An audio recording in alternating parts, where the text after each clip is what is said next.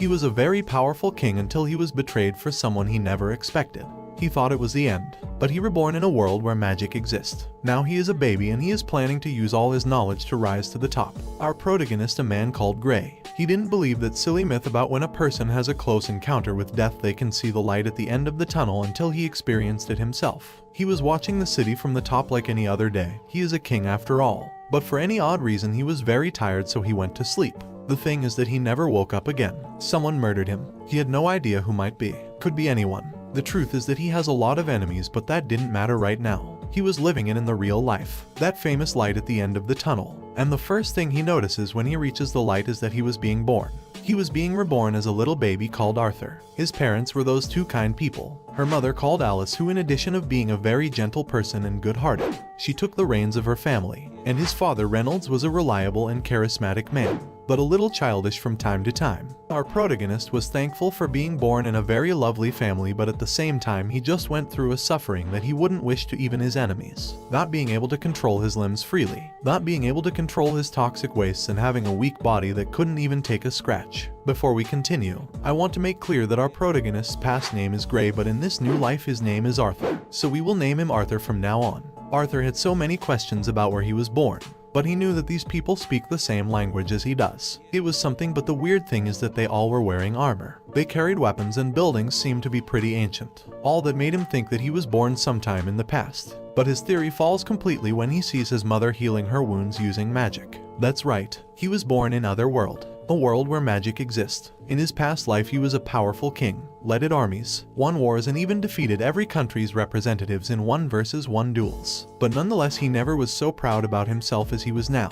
He just learned how to crawl. Arthur needed to know more about the world he was in. As he just learned how to crawl, he starts to sneak out by night to his father's library. He was in a continent called Dickathon, which is formed by 3 big kingdoms. Elenwar, which is ruled by elves and is located deep in the forest. Darv, ruled by dwarves and located below earth. And last, Sapin, humans' kingdom and the most populated out of the 3. Also, this world has a monarchical system, but in this world you don't get to be a king the same way you do in Arthur's world. Here that rank is inherited. Arthur also finds out that this world is technologically highly underdeveloped, but that's because of magic. In his past world there is an inner force called Kai that after a lot of training you could use to strengthen their bodies and weapons. Since in this world there is a similar force called mana. The difference is that there is not only an inner one, but also surrounding us. The most common methods for using mana is to power up or to cast. Enhancers use their mana to power up their bodies and obtain a big strength, defense, and agility. But their weakness lies in their short range, but the spellers cast their mana to the exterior and can bend the environment. Yet they have to supplement their own man core with exterior mana to cast a spell. Normally, spellers can manipulate 1 to 4 elements, but there are some that can cast different spells. They are known as diverters, and one good example is Arthur's mother, who can use healing spells. Something important to highlight is that the ability to use magic is something genetic. Only 1 of every 100 kids are born with the ability to use magic. The first sign of it happens between puberty and the end of adolescence, the time where mana core is revealed. All of this about the mana core seemed so similar for him, just like the Kai core back in his world. The difference is that in his world, kids were trained to gather every different fragments of their inner Kai so then they could build the whole circle. While here, they let everything to happen naturally. So Arthur asks himself if he could do the same thing he did in his world but with the mana core. He closes his eyes. He focuses and effectively he can see a bunch of little mana fragments living within him. And just as he did back in his world, he starts to gather them all to create a core, though his attempts were always interrupted when his mother noticed. Since then, 2 years had passed. Her mother noticed that her son was a little different from the rest. He loved to go to the city, but not for toys and candy, but to get into the armory. He loved to be there, and also he had this strange vice of sneaking out into the studio anytime he could. Her mother was worried about what kind of man he would become in the future. She had to be a very strict mother to avoid his son to get into trouble. She could not trust in Reynolds after all. The guy wanted to teach him how to fight since he was just crawling. Arthur started studying his father and realized quickly that he was an enhancer. It would normally take him 3 minutes of concentration just to carry some simple rocks. His father used to train in the courtyard and he often used to make a mess. For example, this time he took out an enormous tree. Her mother came out to see what was happening and Arthur takes advantage of this to continue his training. During these 2 years he had progressed a lot with his core and he was about to make it. Arthur now knew why that used to take up to the adolescence to make it. because these fragments come together very slow. But Arthur forced it and he manages to make it in just 2 years. The whole house blows into pieces. Reynolds protects her wife quickly, but she could only think about his son. Art is still inside. Reynolds runs as fast as possible, but once he passed all the debris, he can't believe what he sees. A worried Alice gets close to see what was happening. She also gets impressed when she sees what her 2-year-old child has awoken. Arthur felt great. His body didn't feel weak as before until he realized that his whole house had been destroyed. From that moment, many things changed. His mother started teaching him how to read and write. His father taught him the magic basics and also physical training, though it was difficult because of his body. At 3 years old, his father gave him a wooden sword and started training physical combat.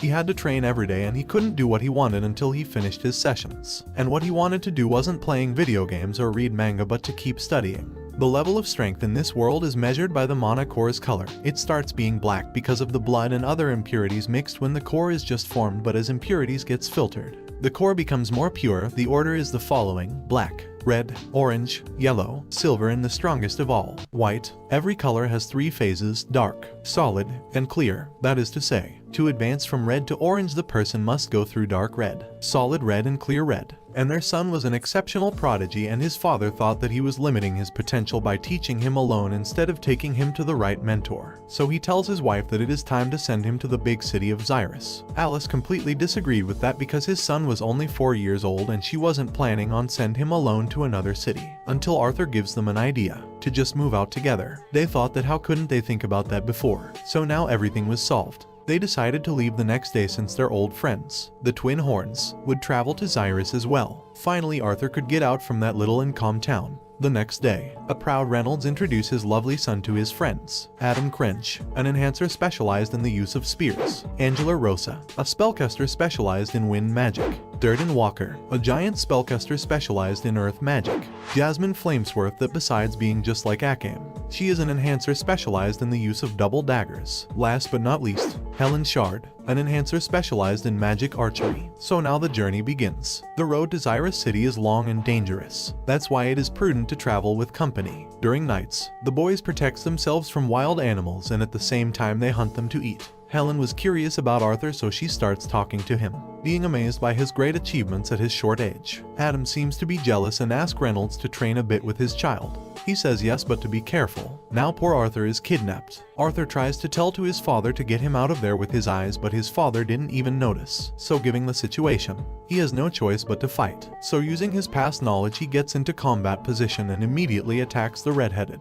Adam was standing confidently waiting to block the little one's attack, but Arthur suddenly disappears. Adam couldn't believe it. He had positioned himself at his back and now he couldn't defend himself, but little Arthur misses and loses his balance. The battle continues, and watch this fancy dodge. Just after that, he rushes into his opponent to tackle him. Once in the floor, he jumps to hit the final blow, but Adam was waiting for him with an unexpected kick that Arthur barely manages to avoid. Now it was him who was on the floor. The red-headed approaches and attacks him with everything he has got. Luckily, Arthur manages to block it, but he suffered the most because of his little body. The giant hits the red-headed for exceeding, but the red-headed says that exceeding my ass, and asks Reynolds what kind of evil training he did to this poor boy to making him a monster. But Reynolds says that he actually didn't taught him that. Arthur lies, saying that he learned that from his father and reading some books. So now the other were interested in learning some of his moves and techniques. A lot of days had passed since the beginning of their journey. The training he was giving it to Helen. Adam and his father was progressing well, but the one that had advanced the most was Jasmine.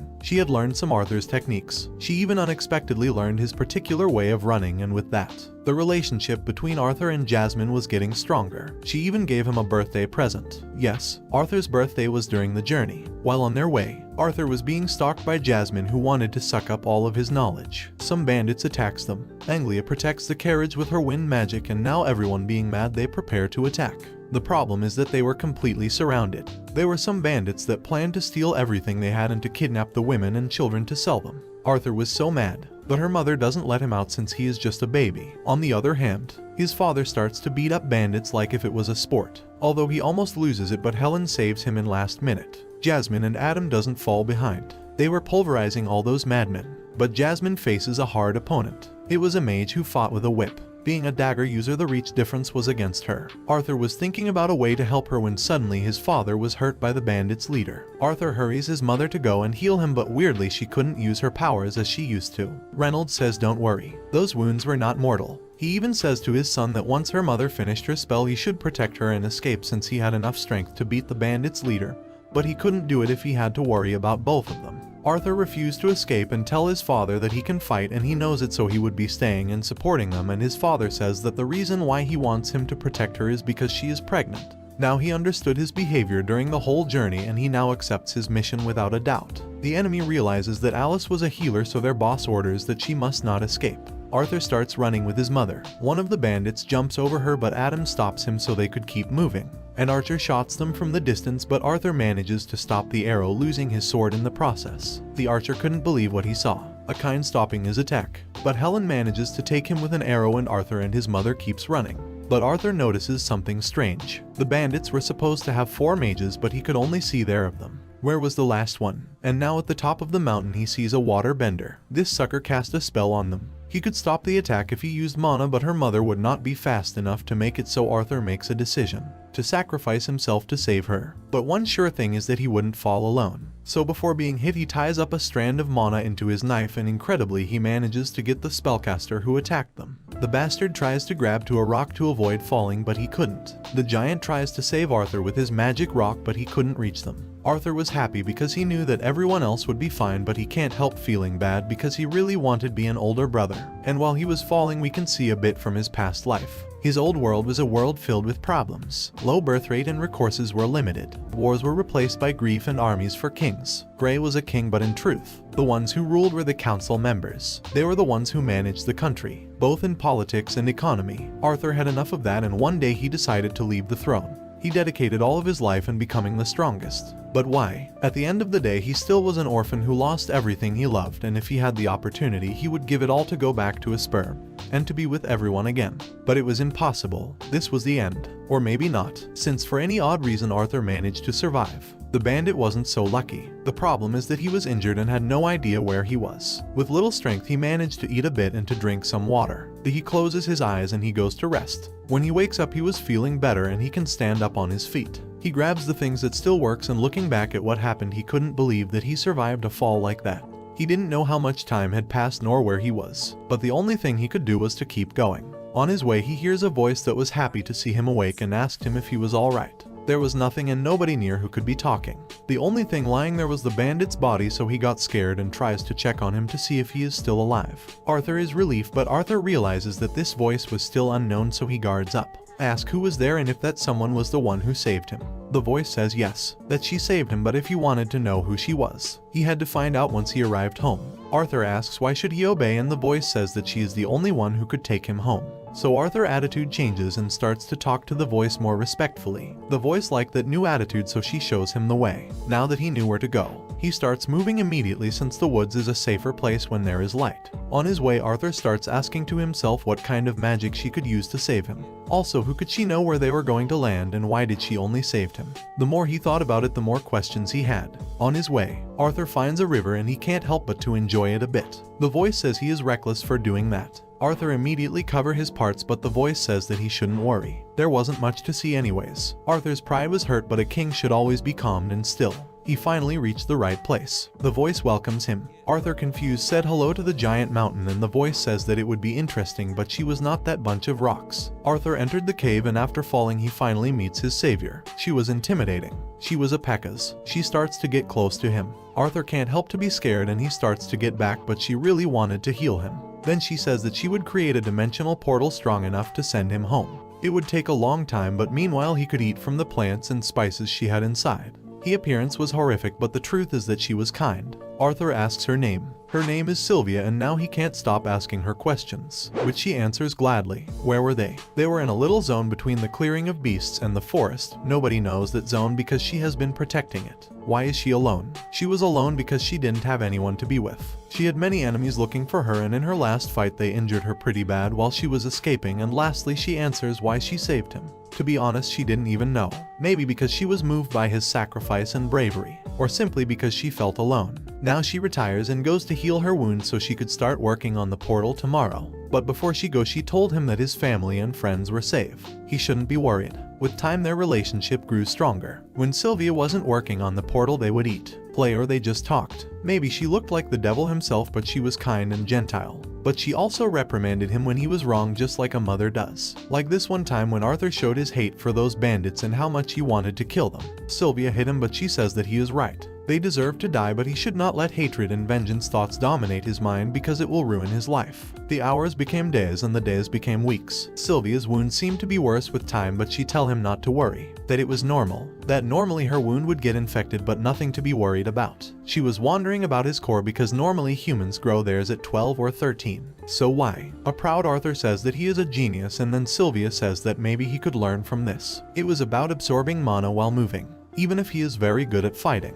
Arthur can't understand how is he able to do that, and Sylvia explains that humans' way of thinking is very flat when it comes to mana, and it is something very basic for beasts. They learn it naturally, but because humans take too long to awake it, they can't manage to comprehend it well. But this is not Arthur's case, and he maybe could do it. So exit it. He now starts to practice, but it is more difficult than he thought, but with time he finally manages to do it. The problem is that when he goes to tell Sylvia, she fall on the ground in a puddle of blood. Arthur immediately runs to help her. He couldn't understand why her wound gotten worse so bad. So he looks at the portal and sees that is finished. And then he understood. She was sacrificing herself to create the portal. Sylvia tells him to calm down, not to cry anymore. They had little time together left, and there was no point in wasting the time blaming himself.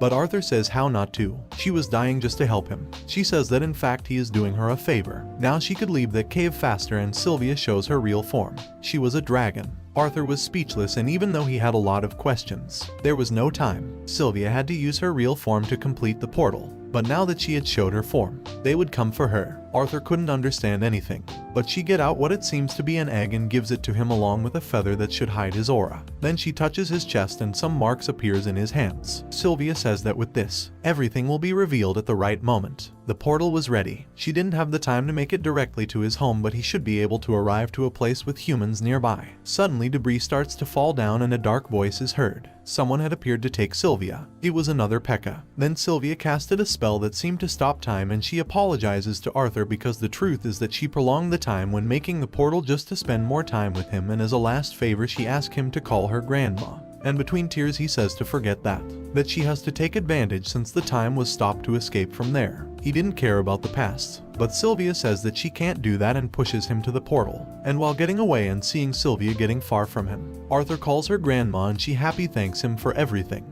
Arthur appears in an unknown place. He was on the floor and has no motivation to getting up. His mind was melancholic about those 4 months he lived with her, but something gets him up. It was her voice. She survived. But not really. It was only a message left by her. It was a bit frustrating, but Sylvia says that he is not ready for the truth. His body was a child's one, and even with his core being dark red, he wasn't strong enough. Before dying, Sylvia left him a gift, her special will, and says that his future development as magician will be up to how good he uses her gift. Even though Arthur didn't care, he wanted her to be alive. Sylvia could see how Arthur might be feeling. Pain, anger, guilt, but she reminds him that he has a family to take care of and a purpose to fulfill. The only thing she asks is that he becomes a man that her and his parents could be proud of, and lastly, she says that he will receive more news when his core has passed the white phase. In that moment she will explain everything. But the most shocking thing is when she says goodbye, calling him King Grey. Now Arthur is filled with questions. Since when she knew about his identity, how did she know? But it was useless. He wouldn't get any answers. He rather gets up and start exploring the forest to know where he is. He climbs up to the top of a tree and realizes that he was inside Elshire Forest. Sylvia told him that she would send him to a place near humans, so he didn't understand why he was there, and suddenly he hears a scream. Arthur rushes. It must be humans, and from the top he manages to see their carriage. What a luck. Maybe he could be friends with them, but when he gets near, something disturbs him. So he listens closely and his suspicions are confirmed. They were slave traders. They were happy because they caught a female elf. Female elves worth a lot in the market, especially this one, because she was a kid and she probably was a virgin. Arthur was very angry, but looking at the bright side, it was an opportunity for him to distress a bit. Arthur wanted to kill them so bad, but he didn't act immediately. Even for him, facing the 4 of them would be difficult, so he followed them, waiting for an opportunity, eating energy to then make a move. The night had come and it was now or never. Arthur took some kind of seed and threw it to distract the wolves. The wolves start to behave like crazy, and just as he wanted, one of the kidnappers gets out to try and calm them. Arthur didn't have any weapons, so he had to use a method from his old world. He didn't know if it would work, but luckily it did. He created a magic knife using just his mana. Quietly he went down from the tree, and before the guy could talk he murdered him. Grabs him before he hits the floor to avoid noises and thanks him for the weapon.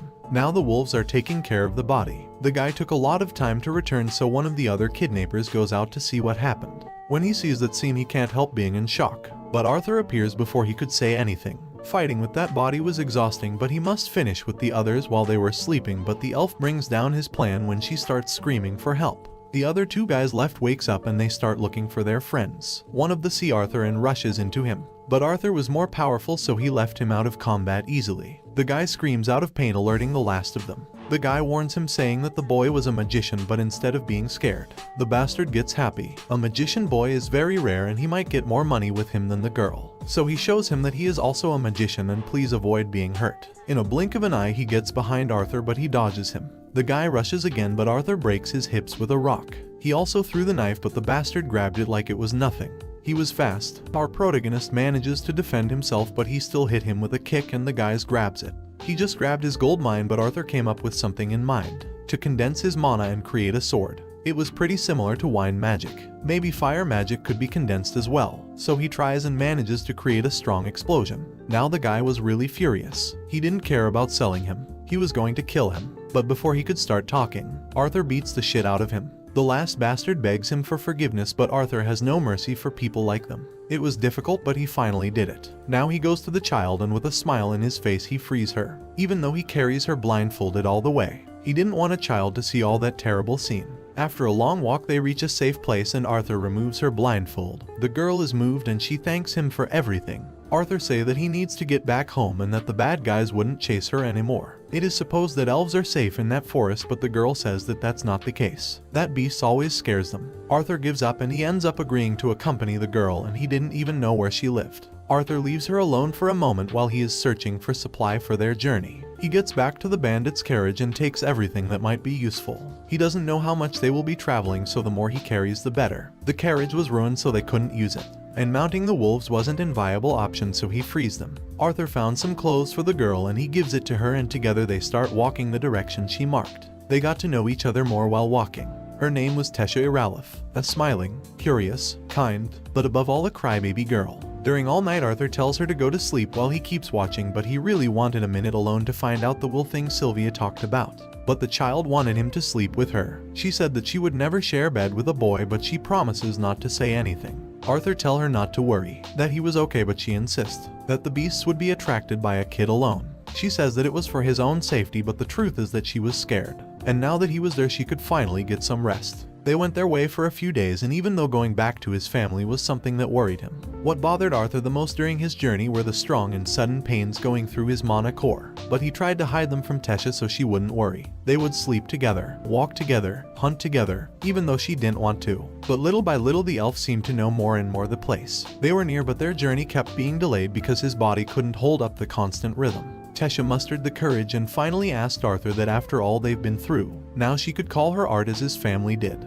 Arthur says yes, that there was no problem, but she was disappointed because he accepted just like that as if it was nothing. So just to bother her, Arthur changes his answer and says that it would be an honor if Tesha Iralith would call this humble peasant as art. Although their mental age different, both of them had become close, and at last after a long travel they arrived. Arthur could only see trees and bushes and a lot of tall grass, but Tesha starts touching some trees and a magic entrance appears. They entered the portal and suddenly they arrived to this incredible place. A bunch of kneeled men appear immediately. They had come to welcome the princess. Arthur couldn't believe what he heard. But the king and queen Elenwar appear, and they were so relieved because their daughter had finally appeared. And with them there was Viriam Iralith, a man present in every history book, the old king of Elenwar who led the last war against humans from Sapin Kingdom. Arthur gives a little push to Tesha and gets happy for this touching reunion. The king thanks him for helping them and he invites him to a feast as a sign of gratitude. His words were kind, but his eyes showed that it was an order and not an offer. Arthur accepts and everyone gets surprised when Tesha holds his hand, and with a big smile she says that she has so many things to show him. When he knew that she was a princess he thought that she'd live in a big castle.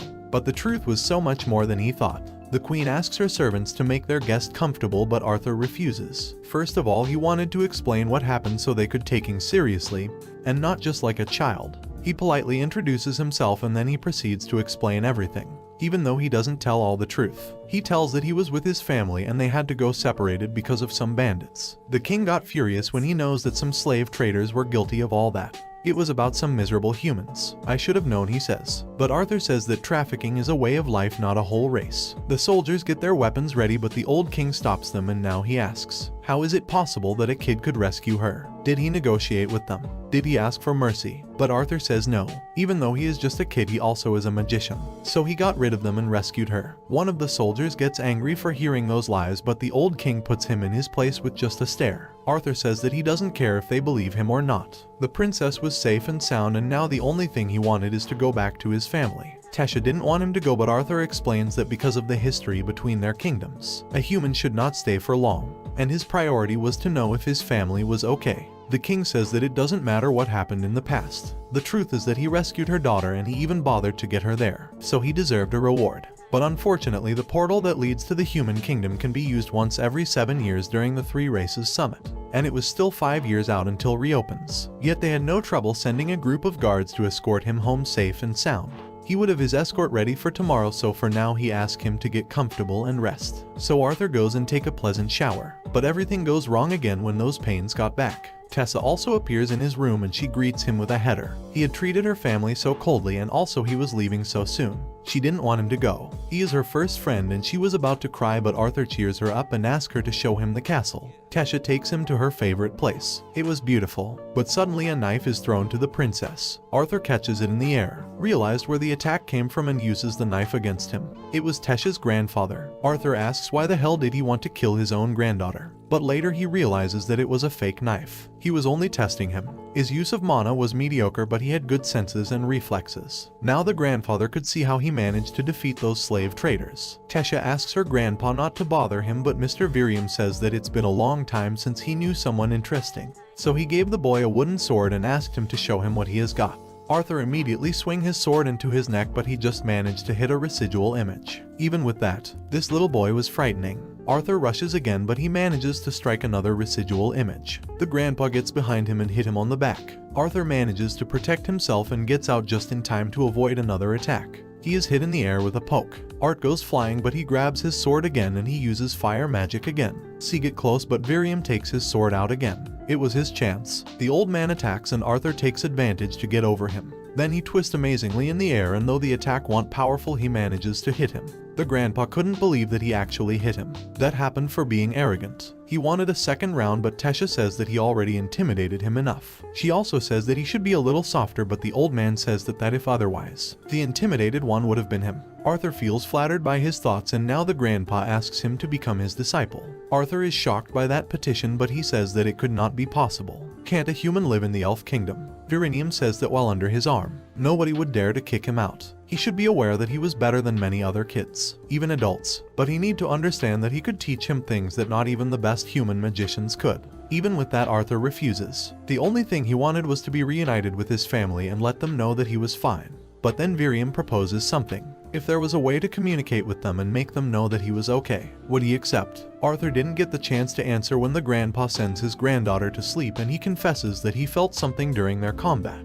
He asks him if his mana core has been in pain. Pains that grow stronger and frequently. Arthur could explain himself how he knew this. The old man says that it is more important that fact that he wasn't aware about why he had those pains. The grandpa explains that what a beast will is. Beasts are classified by their strength, and class of beasts or superior get the ability to transmit their will, whether to his descendants or someone bond to them. He wouldn't ask him how he got that powerful will, but at that point what he got inside was hurting him. The reason why Virium knew all this is because he also had a will, and that's what it's called, a beast tamer, a title obtained when you finally conquer the beast within you. He knew that to be reunited with his family was important, but it was paramount to learn how to control his power. Otherwise it would end up destroying him from the inside. The next day he is woken up early by Tesha, who is very excited because his grandfather told her that he would stay. Although everything depends on what happens today. Kings told the grandpa that it wasn't a good idea, that keeping a human in their kingdom as a disciple wouldn't be well seen. But Mr. Virium says that he doesn't care. He liked the boy, and even her daughter agreed with that. So he would be under his protection and guidance, and lastly he says that everyone in the kingdom should know about it. Arthur is happy about that. The old man really is liable and on their way. He starts calling him grandpa. It seems that he gained his trust quickly, and when he sees the way that he treats his granddaughter, Mr. Virium thanks him. Tesha grew up very lonely as the only queen. During her whole life she was hurt many times by people and other children who pretended to be her friends, and in these few days he had seen her smile more than in her whole life, so that's why he was thankful. They finally arrives to the place. Miriam shouts and kicks the door to make an old lady go out, and he introduces her to him. It was about an old friend, Rinia Darkasson, a very special diverter that might help him. The lady was a divine. Her magic allowed her to snoop into Arthur's mind. There was so little he could hide from her. Although this kid was special because there was something about his past that even her couldn't see. But they weren't there for that. They were there to speak with his parents. So she puts him in front of a water bucket and she made him think about them as clear as possible. When Arthur fell, his parents couldn't hold him. They both exploded into tears. Reynolds had to be punched to get him back to his senses and Alice almost suicide. At the end, they managed to get to Xyrus. They arrived to a pretty house that it might be Reynolds' friend's house. It also seems that Reynolds got a good job and together they managed to face the pain of his loss. They were melancholic and sad, but they both supported themselves to keep up, until now when they just hear his son's voice inside their heads. Arthur explained everything that happened, that he survived, that he arrived the elves' kingdom, that he was sick but he must be treated and that's why he must stay for a few years. But the important thing is that he was alive and soon they would be together. His parents' gray days were over. Their son is alive. Art was alive. 3 years went by that way. At that time, Tesha experienced her core's awakening. She has now turned 9 and Arthur is about to reach a new phase in his training.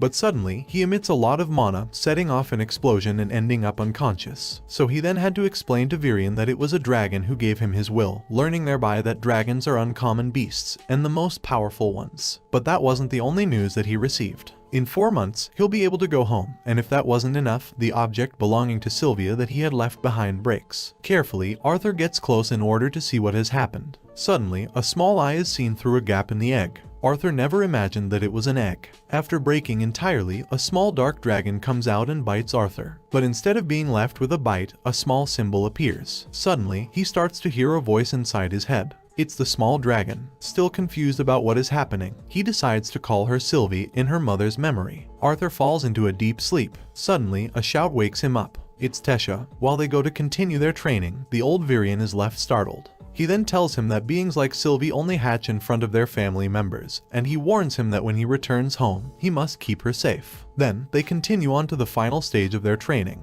These tamers are able to use a beast's unique mana skills. This has 2 stages. The first stage, the acquisition stage, is that in which a wizard is able to use the beast's strength. But the second stage is that in which a wizard is able to use the beast's true skill. Virian, after years of training, was able to unblock the Shadow Panther's second stage. In that way, he proceeds to give him a display of his power, showing incredible speed while fully concealing his presence, and showing a brutal thirst for blood. Days went by that way, and with Virian's help, he was able to attain the first phase. He also taught him how to conceal his bestial presence from other wizards. In that way, the days went by, enjoying their final days in Elenoir until the day of their departure arrived. Tesha couldn't hide her tears, and she received a special present from the former king. In that way, along with a small group of elves, they arrived at the floating city of Xyrus. Arthur is before a large door. For 3 long years, he lived through many adventures. He lost many companions that he never imagined he would find, and he will finally be able to see his parents again. When they open the door, a maid greets him, and behind her, a small girl, suddenly a woman, approaches him. It's his mother. Suddenly, his father appears from behind, and they all blend into a great embrace. He then tells them about everything he lived.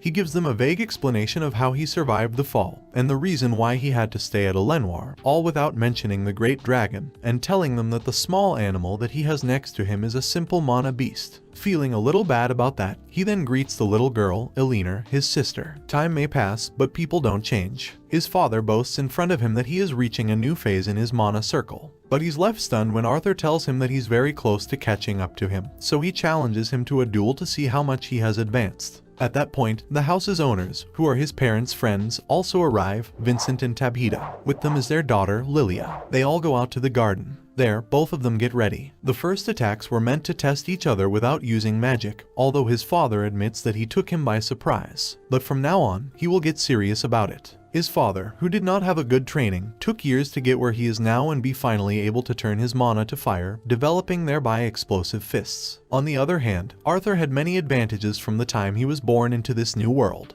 This culminated in his total control of all 4 elements, mastering some up to their deviation level. Arthur uses lightning magic, and he starts to attack at an amazing speed, which is impossible to match for his father. Both land a blow, which creates an explosion, but his father manages to catch up with him. But just as it all began, it all ended immediately. And as may have been expected, everyone was left stunned by the young 8-year-old boy's skills. Vincent is still in disbelief at what he has just seen, but he tries to persuade Reynolds to enroll Arthur in the Xyrus Academy. He will love to pay for his studies. However, Arthur, in a serious manner, asks them to let him spend more time with his family before deciding if he wants to go. The following day, they go shopping. On the way, he finds out that the Helstia family owns the most important auction house of the city, and his father has become its head of security, but he also was given a small change. However, not all is peace and quiet. There are eyes observing them. Only the most talented wizards can attend the Xyrus Academy. Great scholars, royal leaders, and militaries come out of this institution.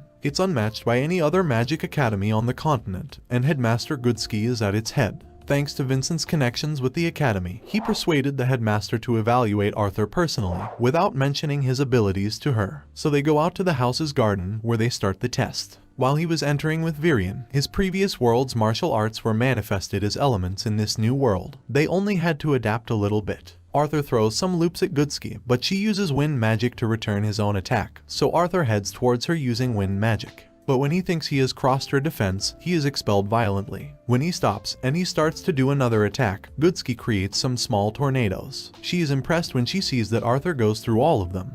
But the test doesn't end. After a warning, she triggers some sound magic to leave him unconscious, but that doesn't happen, after which she considers the test finished. But surprises do not end for Goodsky. When she realizes that Arthur has an affinity with all 4 elements, she loses her balance a little bit, and she says that he could be the strongest wizard in the future. But something unsettles Arthur, and she notices, so she creates a small field where nobody can enter and no sound can leave. Arthur tells her that he showed her his abilities because he wants something from her. He wants her to protect his family until he has the power to do so. Goodsky is left a little impressed, since not even the very king would be able to make a deal with her. But the time for that hasn't arrived yet. Arthur first wants to become an adventurer, although his mother doesn't agree and his father tries to take her side. Anything that he says is in vain. Arthur tries to persuade them by telling them that he could go with a companion. After emotions have calmed down, Reynolds tells him that in 2 months, the twin horns will come visit, so he'll be able to start his journey with one of them. Later that same day, Arthur goes to Vincent's office, and he asks him for some items to be able to go on his journey in exchange for helping his daughter Lilia with her mana's awakening. Vincent and his wife aren't wizards, and Vincent hopes that his daughter may be able to become one, although the chances are very low. As was to be expected, not everyone took it well, since there isn't such a thing as speeding a wizard's awakening. Despite everything, he wants to try it. After explaining to them for a while what he did as a child, they proceed with it, although the awakening won't happen soon, and it can take years. In that way, Arthur spends his time training and then helping the girls. 2 months go by that way until the twin horns arrive. Everyone felt remorse about not being able to do anything to prevent him from falling, and they thought he was dead. But now everyone is ready since something important is about to happen. It is the Helstia auction house's anniversary, where there are highly valuable objects. The twin horns have come for that reason, to help with security. Arriving, Arthur is fascinated. Not even in his past life did he see something similar. But that's not the only surprise he'll have that day. King Blaine Glainer of Sapin and his entire family arrive there, since they are business associates with Vincent. The king is interested in Sylvie, but he's not the only one. Someone who is accompanying the king asks Arthur excitedly to teach him more about the small mana beast that he has, but the king stops them.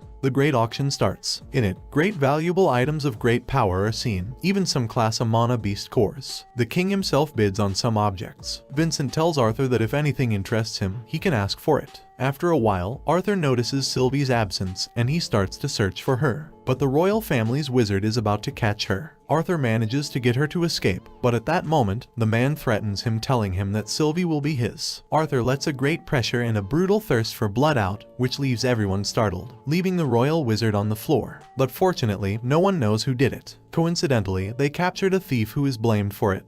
But everything is far from finished. The wizard whispers something to the king, who calls Arthur's father to tell him that he wants to be given Arthur's mana beast in order to gift it to his personal wizard. Far from accepting the king's order, Reynolds avoids the order by saying that neither he nor his wife have anything to do with his son's link, since he got it on his own. The king looks towards Arthur, who looks at him menacingly. He proposes a deal. If he gives him his beast, he will let him choose a sword from his armory. But Arthur declines the offer politely. Far from done, the king offers him an exchange. The Manhwa beast that he just bought in exchange for Sylvie, but Arthur, in a serious manner, rejects the offer again. The king, without patience, asks him a direct question. But Arthur replies with a different question, which leaves everyone stunned. The royal guards attack Arthur, but he beats them with a single blow. The royal wizard tries to cast a spell very close to him. Arthur activates a technique that allows him to split from the flow of time, and he enters the Beast Will's first phase. With a murderous and menacing look, he throws an attack that breaks one of his legs. He tries to ask for help, but nobody can hear him. But everything ended too fast. The king, who was able to see Arthur's first attack, is in disbelief. Then, Lilia's screaming invades the scene. Everyone is left in shock when they see the royal wizard's state, while Arthur is on the floor.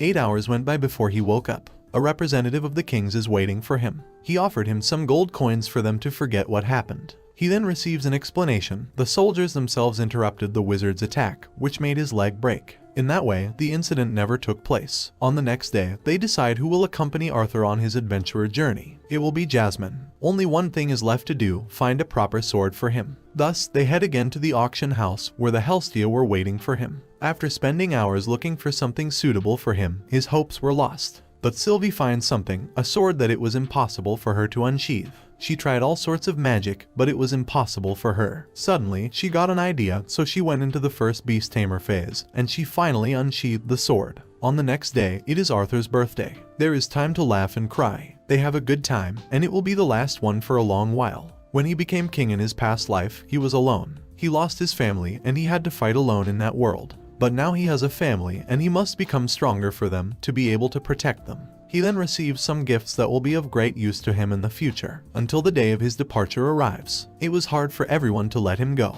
He spent 3 months with them, and that doesn't make up for the 3 years that he was away. But despite everything, they wish him luck in his new adventure. Together with Jasmine, they arrive at the Adventurers Guild, and she sponsors him so that he only has to do the final test. Once inside, they meet with the institution's head. But for some reason, his presence bothers Jasmine, and even more when he mentions her family. Arthur introduces himself as Note. Since this is his new adventure, he doesn't want them to know his true identity. On the testing ground, the examiners determine the new adventurer's classifications through short duels. Here, 2 fellows draw Arthur's attention: Elijah, who didn't have to do the test, and was classified as a Class B adventurer, and Lucas, who had an arrogant attitude. Even after ending the test, he tried to attack the examiner, but he was stopped, being placed in the B class. Now it's Arthur's turn, but when they are about to start, they are stopped by Caspian, who is a AA adventurer. He will examine Arthur personally. Caspian wasn't showing any openings or any bloodthirst pressure. For some reason, Arthur was excited.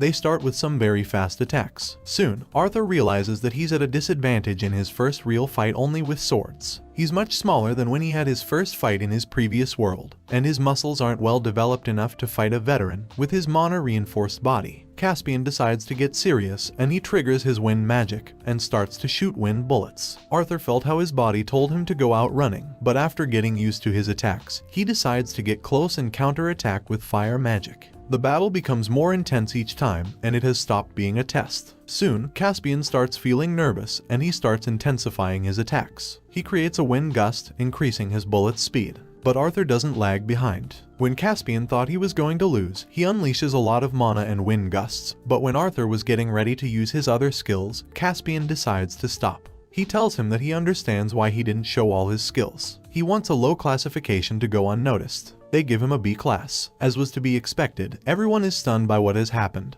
but more so Caspian, who is frustrated. But the most stunned are the examiners, who don't know why there are so many adventurers with high scores. Caspian then reveals that the king lifted the ban that was preventing dwarves and elves from becoming adventurers, and the reason is that the continent is entering a new age. On the other hand, we see how Tesha observes Arthur with an orb, and she's jealous about his approach to Lilia. But her grandfather comes in to deliver some news. She'll be able to attend the Xyrus Academy with Arthur, due to negotiations between the 3 kingdoms to integrate a new generation of wizards into the Xyrus Academy. But that's something we'll get back to later on. Arthur, after receiving his adventurer's license, heads towards the beast clearing for his first mission. There, Sylvie must go her own way, so they decide to part for some time to develop their skills. While they were resting, Arthur asks Jasmine why she decided to become an adventurer. She tells him that she decided to flee from her family. The Flamesworth family has created many of the most powerful wizards with a fire affinity on the continent, since fire is the most powerful element. But she was considered inferior for having a wind affinity. This reminded Arthur how in his past life, his Kai was lower than normal. Jasmine then confesses that when she's talking to him, she doesn't feel that she's talking to a child. The next day, Jasmine tells him that she took him there to be able to train him. After his combat with Caspian, she saw his flaws. His movements are precise in his head, but his body doesn't answer him. Arthur, since he arrived in that new world, realized that his body wouldn't react to his sword skills, his greatest virtue. And that is because his body is too small. While he was fighting with Jasmine, he confirmed his flaws. Since he discovered magic, he has depended too much on it, sidelining his sword skills. Therefore, he stops using magic for 2 years to recover his swordsmanship level. 2 years later, there are rumors among adventurers about a small swordsman who cleared a dungeon by himself and who ascended to class adventurer using only his sword. But for others, it's hard to believe, or they are all false stories to them. Suddenly, the bar's door is opened and Arthur comes in. A large-sized adventurer approaches him to challenge him, but he simply ignores him. Suddenly, he attacks him from behind, but Arthur is intact. Thinking that he missed, he starts a series of attacks, but none touch him. Then, a cry of despair is heard. Arthur cuts his fingers and exerts pressure on the place, filling everyone present with fear. He then leaves, reinforcing the rumors about the masked swordsman. 2 years went by after that, since Arthur started his adventurer phase. During that time, he spent time in many dungeons and he improved his swordsmanship. But Lilia also had her mana awakening. She would regularly return home, but she's about to go on her last mission before starting her lessons at the Xyrus Academy. She joins a group of adventurers in which we may see some familiar faces. Arthur is not happy at all about seeing Lucas again, but he is a little happy about seeing Elijah. They are all led by Brauld, a Class AA adventurer. They enter the dungeon. Inside, they spend some minutes walking without finding any beasts, but a sound makes them look up. They are attacked by batrunners. While they are defending themselves, Brauld orders them to conserve their energy and not use magic. But as was to be expected, the only one who didn't listen was Lucas, who creates a fire typhoon that eliminates all the beasts. Brauld was upset due to Lucas' disobedience, since he knows how dangerous that dungeon can become the deeper they go in. They reach a place with many gaps, but without time to think, a giant worm appears in front of them. Creo creates some water barrier, but the beast disappears in an instant. Oliver, a wizard who is with them, wants to keep going by himself to impress one of the girls. But Arthur notes something. He quickly orders Lucas to create a fire barrier. But when he's about to save Oliver, a large explosion entirely engulfs him. Not having time to mourn their loss, they decide to move forward fast. But the enormous beast appears again. They all attack together, but when they were about to kill it, the beast fled. However, this is not over yet. The ground quakes and there is a big eruption, filling the entire place with fire. Some were able to protect themselves, but they have all come out unharmed, or that's what they think. Brauld has lost an arm. After stopping the bleeding, Lucas confronts him and they have an argument. But Arthur, tired of his attitude, tells him that he's just a burden for not reacting in time. Then, everyone makes a choice and they name Arthur the new leader. While they keep moving forward, they come across a blocked entry. After some tries, they manage to take it down, finding something very different from the rest of the place. It was full of flowers and plants. Arthur is very restless and he feels that something is wrong with this place. As expected, Jasmine starts having visions and Creole comes out running shouting his dead wife's name. They create a barrier, and then Arthur orders an attack to dispel the fog, revealing a completely different environment. Lucas starts an attack to burn everything, but the ivies are intact. Swordsmen launch a joint attack to cut everything, but that's also futile. Everything grows again very quickly. Brauld loses his sanity for a moment, and he starts attacking without control, but he's trapped by the plants. However, he's saved and stopped by Arthur. Every kind of attack seemed to be useless. Arthur turns towards the group to give them new orders, but they are all horrified in front of an enormous beast that can't be compared to the previous one. They are all in shock. The beast in front of them is an ancestral guardian, a Class S mana beast. It has Creole inside itself. That makes Reginald lose control and, fashioning a rock armor for himself, he dashes into a suicide attack, managing to cut off one arm from the beast. But instead of improving, everything becomes worse. The beast starts attacking everyone. Reginald is captured, and when they're trying to take stock and escape, Arthur receives a direct attack from Lucas, who is willing to do whatever it takes to save himself. Jasmine goes to help him, but she also receives an attack.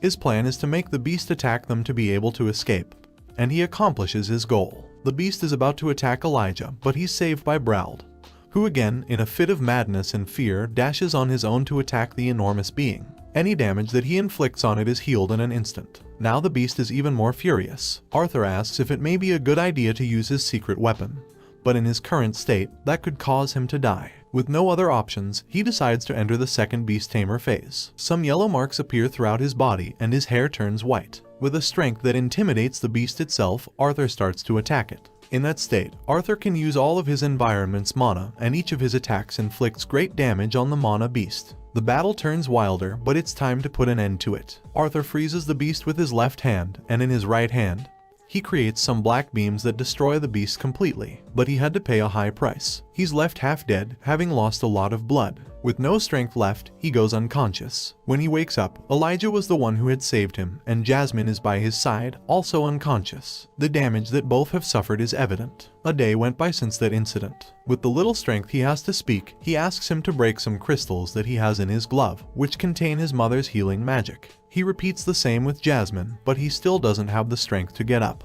Knowing that they can't leave that place for a while, they introduce each other formally again. Elijah comes from Drav, the dwarves' kingdom, but he's not a dwarf. He doesn't know who his parents are or where he came from. An old man raised him. He lived a normal life until he entered his mana circle's dark orange phase and he triggered his deviant metal creating magic. The old man who raised him told him that it was time to explore the rest of the continent. He is stunned when Arthur tells him that he has an affinity with 4 elements and 2 deviations, and even more when he tells him that he's a beast tamer. When Jasmine wakes up, she apologizes to Arthur because she wasn't able to save him a second time. But it's time to get out of there. The damage done by the battles is enormous and nobody else survived.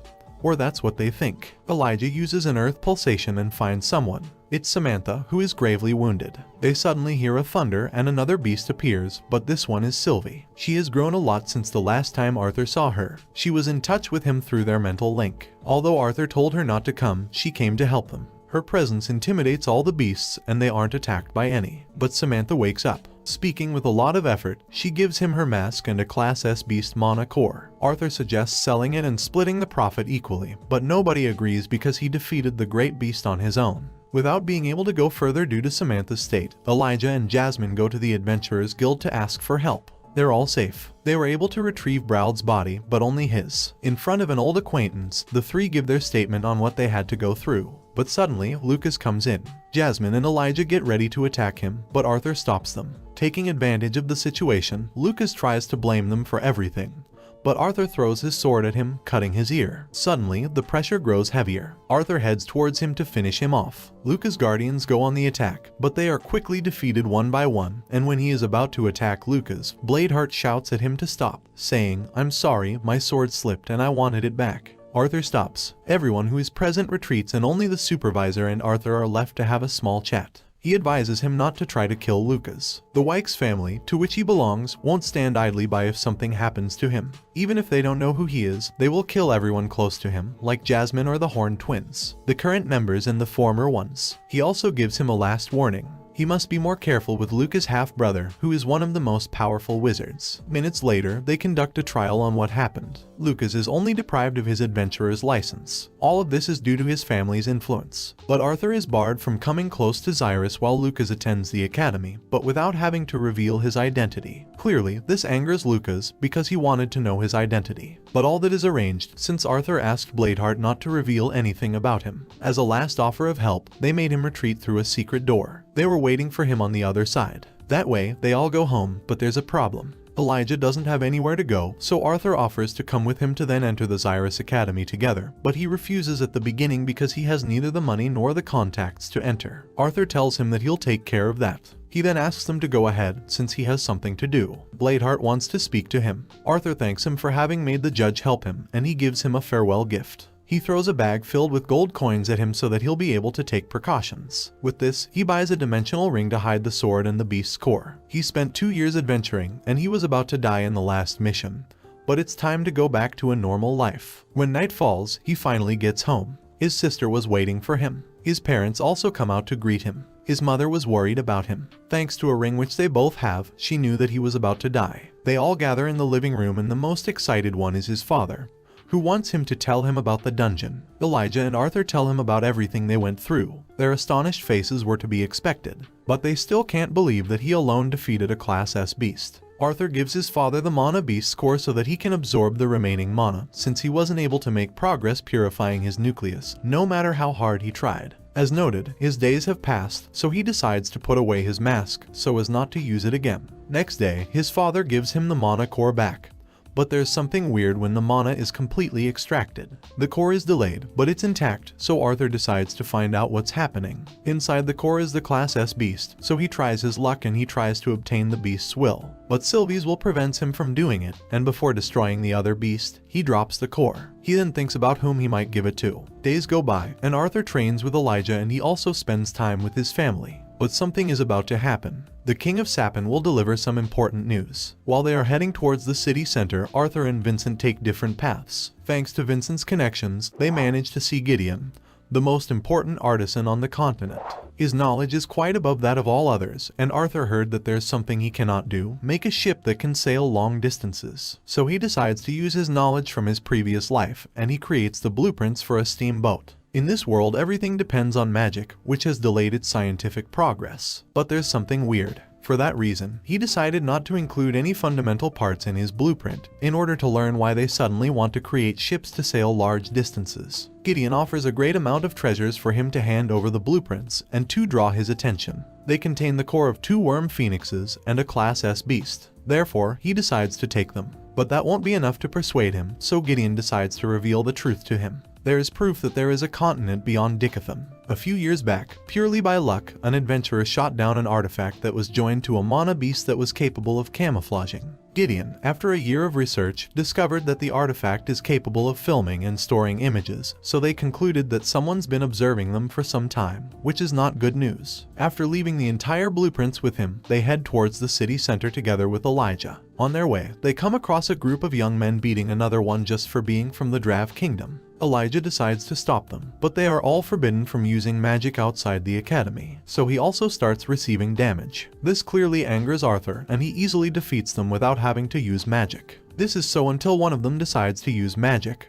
But everything freezes. The Sapin princes Cathiel and Curtis stop the fight. In order to justify their acts, they lie to the princes, who want to reproach Arthur, but he won't stay silent. Vincent explains what happened, and everything gets complicated when the main attacker tells him that he comes from the Trident family, one of the biggest donors to the royal family and the Xyrus Academy, which forces the prince to let everything slip as if nothing had happened. But for Arthur, that doesn't end here. He immediately contacts Headmaster Goodsky, and he asks her to expel all the attackers from the academy if she wants him to attend. Until they reach the center, there are the kings from the 3 kingdoms. They state that during the past years, they have been in constant meetings to be able to unite the 3 races, and gradually, they have been able to become unified, until they get to the important part. When they state that there is another continent, people's restlessness shows immediately. There are doubts about whether they come with good or bad intentions. In order to calm down and make people feel safe, he introduces those who will be the 6 protecting lances of the continent, and the 6 most powerful wizards of the 3 kingdoms. But hearing the name of the last one, Elijah and Arthur feel uncomfortable. It's Luca's half-brother. They had warned him that he's a powerful wizard, but not that he's one of the continent's most powerful wizards. 4 months have gone by since the new continent's announcement. During that time, Gideon and Arthur stayed in touch, so much so that Gideon gives him a gift so that he can hide 2 of his 4 elements. But it's more important that the great ship is about to set sail. But that's not the only news, since Arthur will start his studies at the Xyrus Academy. After a few weeks, it's the first day of class. But Arthur isn't even awake. Elijah tries to wake him up, but he's attacked by Sylvie, who also wants to stay asleep. After saying goodbye to his family, they arrive at the academy. They meet a large number of students at the entrance, several of them accompanied by mana beasts, and they all enter a large building with gold and shiny decorations. They complete a last identity registration there where they have to declare their elemental affinities. The records officer is surprised upon learning that Arthur has 2 affinities. Next, they move on to an enormous conference hall where Headmistress Cynthia appears, who silences the entire place with an incredible display of sound magic. After giving a brief speech and announcing her excitement about having more students from the other races, she gives the floor to the student council leader. They are all charmed by her beauty. Sylvie jumps happily when she realizes who it is, but Arthur gives a slight smile. After 4 years, he sees his old friend again, Tesha Iralif, who also delivers a small speech in order to try to settle issues about discrimination among races and among battle and scholar wizards. Later on, while they were heading towards their rooms, they witnessed some acts of that nature, a human treating a dwarf with contempt, forcing him to start a duel. The power difference is evident, and after a series of attacks, the human prevails. But that's not enough for him, and he tries to break his hand. Elijah tries to help, but Arthur gets ahead, saying mockingly that the council president is coming this way, something which the other student takes badly. Arthur's plan was to enter the academy without drawing attention to himself, but Sylvie doesn't help with that, since she spits on the student, who prepares to attack. But the situation is brought to a halt by Tesha's arrival. Lilia also was there, and she's also a council member. However, the situation didn't completely calm down, so Tesha is forced to rebuke the student, emphasizing that he could be expelled. But she also rebukes Arthur for causing problems on his first day. However, he doesn't take it well, so he decides to leave. At that moment, Clive, another council member, not happy with Arthur's attitude toward Tesha, decides to rebuke him, but he's immediately dismissed. Later that night, while he was in his room, they receive a visit by headmistress Cynthia. Upon noticing this, Elijah decides to leave so they can talk in private. The first thing that she notices about Arthur is that he's hiding 2 of his elements. He explains why. Lucas Wykes is also attending the academy, and he doesn't want to raise any suspicions in him about his identity. But he also uses the opportunity to ask her a few things, among them, asking for access to classes for advanced wizards with deviations. But they're interrupted by Elijah, who reproaches Arthur for the way he's talking to Goodsky. It was futile, however, since she tells him that she was plotting something. If he wants to have unlimited access to all that, he will have to be part of the disciplinary committee, a group made up of the strongest wizards in the academy who are in charge of keeping order and enforcing norms. Not having a choice, Arthur accepts, so he is given the uniform, which makes him suspect that she already had planned for him to accept the terms. Before leaving, she tells him to fix things with Tesha. Elijah, who can't stand Arthur anymore, calls him the Princess Charmer. The night isn't over yet, and they head to the dining hall, where sights don't go unnoticed. While they were eating, a group of students approach them, who invite Elijah to join their group. But both he and Elijah make fun of them for their name and attitude. When they try to attack him, their attack is repelled. Thinking that it was all luck, his assailant attacks again. But he's tied up by a deviant magic user's binds, and only Arthur knows who it was. Without having to touch a single hair of his, he humiliates the student, pulling by his trousers down in front of everyone, and he decides to go out for a bit. There, he finds Tesha, who thanks him for helping her. But they then have an awkward silence. Not knowing what else to say, he apologizes for what happened during the day, but she apologizes too. Doing this, she strikes him accidentally and she leans on his shoulder. After talking about what happened, Elijah shows up, who looks at him weirdly, so he asks Tesha to go on a walk with him. On the way, he tells her about everything that he lived as an adventurer those past 2 years, and also about the incident with Lucas. On her part, she is jealous about Jasmine, who was with him that time, and she notes that everything in him has changed. He then gives her the core of the Class S beast that he beat, so that she can be a beast tamer, and they say goodbye. Next morning, he heads to the hall in his new uniform to meet the other discipline committee members. Opening the door, an enormous lion roars in front of him. But Arthur doesn't even flinch. Behind the beast was Kai Cresleys, a 4th year who looks curiously at Arthur. His plan was to frighten him with the World Lion's help. They greet each other. Next to them is Doradria, a 1st year. They are both on the discipline committee. Wasting no more time, they head to the room where the other members are. Going inside, there is someone familiar, Prince Curtis, whom Arthur already imagined would be the last member. Arthur thinks and he concludes that the lion they have there is the beast which the king bought some years back at the auction where they first met. Going down the stairs comes Princess Kathleen, who greets him with a subtle smile. On the other side comes another acquaintance, Faerith, the elf that he met while he was at Elenoir. Arthur mocks him for a while, reminding him of the small fight they had years ago. Suddenly, the last 2 members appear, Claire Bladeheart and Theo. The latter decides to test his strength, and he offers to shake his hand. At that instant, he uses gravitational magic to pull him to the ground. Or at least that was his intention, for Arthur is still standing, which leaves everyone stunned. And leaving everything to the side, they exit towards the conference hall, where they are introduced as official members of the discipline committee. Later, that same morning, Arthur has his first class, nothing that he hasn't studied before, the difference between augmenting wizards and conjurers, although the entire class was debate-centered. He then heads towards his next class. The room looks like a small coliseum, and while he was lost in his thoughts, to his side Kathleen asks for permission to sit next to him, although there are many available seats. But she's not the only one. Faerith also sits next to him. At that moment, the professor in charge of the class comes in. Curiously, this is someone that Arthur also knows. The professor also recognizes him and decides to humiliate him with the excuse of testing the disciplinary committee members. While Arthur thinks that only an idiot would bite that bait, Faye raises his hand and he volunteers. In front of the teacher, he triggers a shield that surrounds both of them to prevent others from taking damage, and they begin. Faye triggers a flooding domain, a spell that gives him an advantage, and in that way, he casts spells with greater ease. So he decides to build up all his power and shoot an enormous water serpent. But the teacher is not just talk, and he summons a blue fireball that evaporates the water spell and harms Faye's leg, forcing him to give up. He then looks directly at Arthur. The next one to volunteer is Kathleen. She triggers some ice spears and the professor evaporates them. After a second attack, she breaks the ice spears to make smaller projectiles. But at that moment, he shoots a firestorm over the princess. She made another attack and forgot her defense, which forces Arthur to intervene. He rebukes the professor for playing games and he decides to take Kathleen's spot. He makes the professor do this under his terms, which makes him even angrier. After saying that he will go calmly after him, he launches into the attack full strength. Arthur notices this. After a series of attacks, he merely augments his body to dodge all the attacks, and the demonstration becomes a battle between them. The professor intensifies his attacks, but Arthur doesn't flinch, and he decides to put an end to this in front of the students' astonished looks. The power differential is evident. After cornering him, he ends the battle with a storm of wind shockwaves. After everything has ended, there is only one thing that bothers him. He knows that it took him too long to defeat someone who was only using wind magic. His next class is that of Spell Fundamentals, where he meets Emily, a shy girl. But he soon discovers that it's she who invented the projection artifacts that were used to announce the new continent's discovery to all corners of the three kingdoms. He also learns that his confrontation with his teacher is already news in the entire academy. When the door raps, he realizes who his teacher in that class is. It's Gideon, who pretends that Arthur wouldn't be in his class. He spends the rest of the class boasting about all his inventions until a strange beast enters and lands on Arthur's shoulder. There, Gideon says that he must go see the headmistress. On the way, he comes across Kathleen, but she ignores him.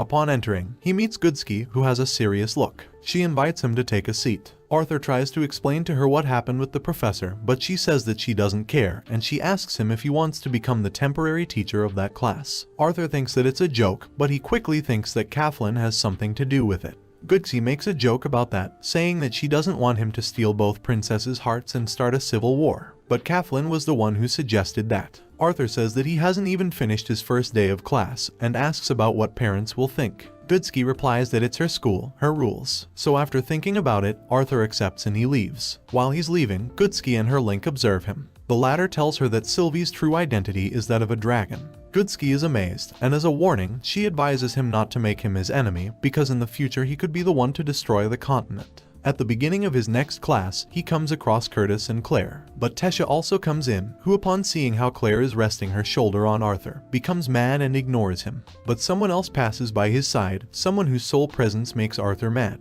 It's Lucas. They cross looks and, suddenly, a mana beast descends from the sky. Next to it is the class teacher. Arthur tries to scan her level and she notices and does the same, noting that he's hiding his level along with two elements. She approaches him with the intention of turning him into the center of attention to force him to show his power, and she achieves that, telling everyone that he's the new professor of mana manipulation practice. Curtis then suggests holding a simulated battle between 3 members of each team, and so, the disciplinary committee members and 2 members of the education committee will face each other, but they are 1 person short, so Lucas volunteers to fight. While they get ready, he has a small conversation with Tesha, who also notes that he's hiding his stronger elements. Arthur advises her to keep the secret, and he says that he really wants to see how much she has improved. The combat will have a 30-minute limit, and one last warning: the gear they have won't entirely protect them. They begin. They all split quickly and Arthur is left only with Lucas. Unleashing his incredible power for a moment, he puts his enemies on alert, and he starts his attack.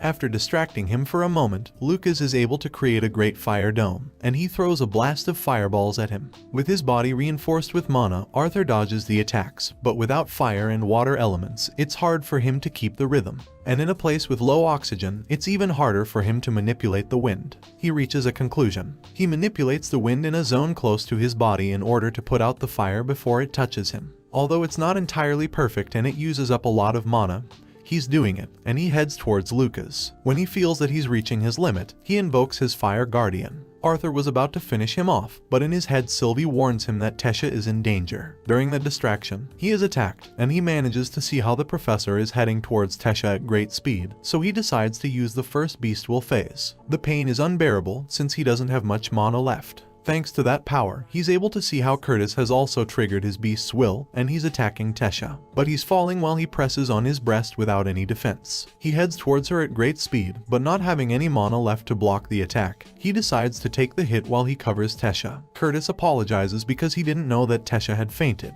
but Glory comforts him. When the smoke clears, she is left stunned seeing Arthur cover Tesha. Up until a moment ago, he was fighting with Lucas. They immediately administer first aid. Arthur wakes up in a room, and the first thing he sees is Sylvie, who reproaches him for thinking he's the strongest one, but he was about to die. Suddenly, Headmistress Cynthia comes in. She tells him that Tesha is fine for now. Arthur interrupts her saying that it's the mana beast, that her body can't bear it. She didn't know that Arthur had given it to her, but he says that it's his mistake not to have told the teachers about that, since the beast's assimilation moment is the most delicate one for a wizard. Finally, she thanks him for protecting her student and she leaves. Later on, after opening his eyes again, he sees his family. They're all more worried about what happened to the one who did this to him, and suddenly Tesha and her family also come in. They all have a good time, passing from Arthur's mother's insinuations about Tesha becoming his wife, to old Virian's joking about how he obtained a Class S beast score. But the entire visit is brief, since there are many others still who want to see him. Some came because they wanted answers about what happened, others to apologize, and others simply because they were worried about his health. The last to come was the inventor, Gideon. He says that he has prepared a gift for him on his personal training ground just so that Arthur will owe him a favor. But, unexpectedly, Tesha comes in again, smiling because Arthur almost died. But she's more worried for her than for him. Finally, she apologizes not for what happened, but for what will happen. Tesha leaves the room as fast as she can, but she still can't believe that she has kissed Arthur. And although she's anxious, she's also quite negative, saying that it's his loss if he didn't like it. On the other hand, Arthur is stunned. He can't believe that he has kissed a 13-year-old girl, and he thinks that he's a criminal. But he then remembers that in this new life, he's 12 years old. After a few days, Arthur leaves the hospital. Using a cane to help himself walk, he heads off to see his personal training room together with Headmistress Cynthia and Gideon, who is impatient about showing him his new iron humanoid creation, with the power of a yellow core magician, although Arthur destroys it with a single blow. Below the city of Xyrus, in a previously unexplored dungeon, Barian dispatches a great number of beasts that, for some strange reason, are twice their normal size. In his hands, he holds a banner with some emblems unknown on this continent. 3 days went by after that incident. During that time, Arthur was training to exercise his body, but the time has come for him to teach his first class. He's not entirely ready, so while he is heading towards his class, Kathleen helps him. When he arrives, everyone is stunned to see him arrive with the princess so close by him. But there are many who don't accept that Arthur should be a professor, so a student challenges him, thinking that anyone who defeats him will be able to become a professor. The rest of the students support him, but it was enough to unleash a bit of his power to shut everyone up. Starting his class, he shoots some basic questions about the way in which conjuring and augmenting wizards use mana. After getting a couple of right answers, he calls 3 conjuring and 3 augmenting wizards, and he makes them cast a spell. He then orders the augmenting wizards to shoot the spell and the conjuring ones to absorb it, something which makes no sense to anyone, since it's common knowledge that once a spell has been cast, it's impossible for a conjurer to absorb it, or for an augmenting wizard to shoot it. But Arthur gives them a small demonstration. Being an augmenting wizard, he shoots a wind spell with a descending potential, which leaves everyone stunned. He then calls the rest of the students to try. The only one who got close to doing it was Kathleen. When his class ended, many left frustrated, and many others left wanting to try it again. While he was sitting, Kathleen shows up, and she asks for his permission to sit next to him. Arthur jokes for a bit with her, but they then have an awkward silence, until she tells him that she has something important to tell him. Arthur, remembering the headmistress' words, thinks that he doesn't want to cause a fight between humans and elves. But quite differently from what he imagined, she apologizes for what happened at the auction house 4 years ago. She felt that she owed him an apology for her father's bad behavior. After leaving it clear that it wasn't necessary, he heads towards his next class, which goes by in a blink. After finishing, Elijah arrives running, telling him that the headmistress wants to see him in her training room. Arriving there, he only meets Tesha. Since the kiss, he has avoided seeing her, but they proceed with the beast assimilation. Since he's a 4-element wizard, he can help any wizard, and he can serve as a battery while Tesha uses the majority of her mana, instead of trying to take control over the beast. When they finish, Tesha asks him if he's angry with her for having kissed him. Arthur's frustration shows, and he handles the topic with a little humor, avoiding answering. This bothers Tesha, who gets up and leaves. But before leaving, she tells him that he's good at fighting and magic, but not at everything. That's why she tried to soothe his feelings, even when he knows what she feels for him. She also says that everyone who's close to him notes how he wears a mask and pretends that he's happy all the time. Tesha's words were spinning inside his head. He even tried clearing his mind by training a little, but it was impossible. However, he is interrupted by Professor Glory, who went looking for him and Tesha. After finding out that she's not there, she makes Arthur go to his last class, but not without first thinking about why someone like him has such a colossal training room. The rest of the day was no different. He couldn't even pay attention to everything since he was thinking about Tesha. At night, while he was going towards his room, 3 shadows appeared behind him. Lucas, together with 2 students, orders Arthur with a menacing attitude to tell him how he escaped from his fire domes, and where Tesha is, under 1 second. Arthur tells him that he doesn't have anything to say to him. Lucas simply says that it's surely because of an artifact that Tesha gave him. At that moment, Manhwa, one of his companions, starts exuding mana uncontrollably while he says that he used the same tricks to seduce Princess Kathleen, and that she only deserves a nobleman like him since she picked up his handkerchief. Lucas only smiles while he watches him go insane, and he then attacks Arthur. His strength is above normal, and his mana fluctuation is abnormal. Lucas, acting like the victim and washing his hands off the situation, retreats. Arthur tries to protect himself with a wind shield, but it's useless. Manhwa has completely lost his mind. While Arthur was considering what to do, Sylvie transforms into her dragon form and leaves him unconscious with a single blow. Claire then arrives, and uncovering his back, some glowing mana runes can be seen running down Manhwa's back. Next, Claire tells him that he's not the first one. While he was recovering, there was a similar case, and as they are entering the headmistress' office to inform her of what happened, they come across 2 other people. These are Spears Baron and Aaliyah. After exchanging a few words with Cynthia, Baron's eyes meet Arthur when he's exiting. Sylvie warns him that both are too strong. After explaining everything that happened to Cynthia, Arthur suspects that she knows something about the marks, but she doesn't reveal any information. After telling her that the discipline committee members will do some patrolling after classes, they leave. While he is on his way, he sees how Lucas is being rebuked by his brother, Spear Baron, so he decides to hide in order to spy them for a moment. If he wants to kill Lucas, he must first become stronger to defend himself from Baron, and he releases a bloodthirst. With no time to react, Spear Aaliyah puts her weapon on his neck, and she comments that that is a fairly strong bloodthirst, but he won't be able to do anything to Baron, even if he is a 2-element wizard. She also tells him that he's one of the most powerful spears, and that there is a great difference between them even though she's also a white core wizard. Before parting, she says that if her brother was still alive he would be his age, and she strokes him lightly on the head. On the following day, the discipline committee members have a meeting where it is announced that Manhwa died. They weren't able to control his mana loss. However, they are certain that the marks on his back had something to do with it. But no information was revealed to them, and they organized new groups to patrol at night. Later, that same day, after falling asleep in Gideon's class, he reproaches Sylvie for not waking him up to go to his next class. When he arrives, Professor Glory says that she won't take any risks until he's healed entirely, so she makes him rest in a booth, where he meets Tesha. Tesha breaks the ice saying that he doesn't have to give any explanations. She overreached and she said things that she shouldn't say. Arthur tells her that it's easier to deal with magic and with training than with feelings, since feelings can't be trained, and also that he can't have a relationship with her. Or at least not for now. Maybe when they're older. Tesha then jokes, telling him that if he's not sure, she will wait for him, and she asks him if she can trust him, telling him that she won't go out with anyone else. Arthur tells her only to give him some time, and he kisses her on the forehead. He keeps a poker face the rest of the day, and Sylvie makes fun of him. On the other hand, Tesha is also thinking about the kiss, and she pictures what their children would be like. At night, when they were on patrol, Arthur and Theo catch 2 students who were scribbling on the walls with messages against elves and dwarves. As soon as Theo left with the 2 captives, Arthur felt someone's presence, and he hid. Looking at the stranger, he noticed the runes on his back, and he went quickly after him, following him closely so that he would lead him to his lair. But Kai's appearance foils his goal, since the latter screams his name and alerts the other student. However, at that same moment, his transmission dagger turns on. It's a help signal from Theo. Arthur is already suspicious about Kai, but he will look into that some other time.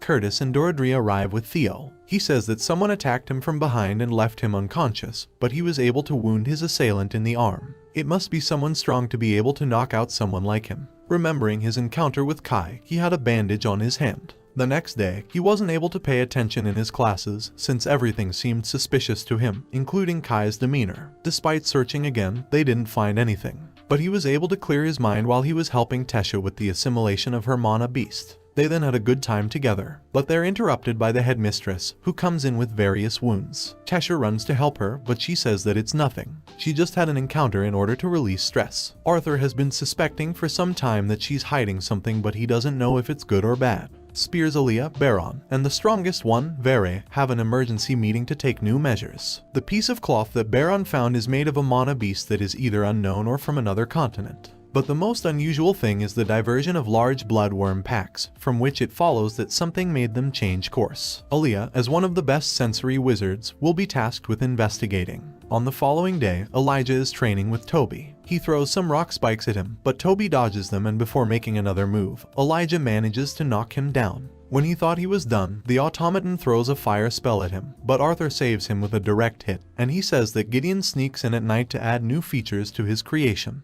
Elijah is interested, but he says that doesn't attract girls. Arthur makes fun of him and he throws a wooden spear at him so that he can practice with him. He's impressed by his skill, steady steps, always balanced, moves that take little time, together with his unusual metal magic. He could be a great warrior, but he decides to knock him down and he gives him his hand. Elijah, turning, sees a figure behind Arthur. He had blonde, short hair, and he was wearing a military suit. A storm of feelings starts to consume him: wrath, guilt, rage, envy, treason, all in an instant. The feelings intensify, and he starts to scream, everything being accompanied by a big headache. Arthur tries to help him, but he doesn't know what's happening. Before he can take him to the infirmary, he decides to get up and tell him that he will see him in the room. Days go by, and each day when he wakes up, he tries to spend a good time with the new people that he has met. But the only one who has changed is Elijah. From that day on, he appears distant, and it seems as if he's upset at Arthur all the time. Even Sylvie notices. After helping Tesha with her assimilation, she's confident about the dungeon raid that they will do the next day. But Arthur warns her not to be too confident. She hasn't recovered all her strength yet, and it may be dangerous. Although he was joking, she tells him not to treat her like a girl. But Arthur reminds her of his words when he met her. She throws him over and she starts hitting him while on top of him. But a voice interrupts them. Old Virion has come to see his granddaughter, but he jokes that he didn't know she was already a grown woman.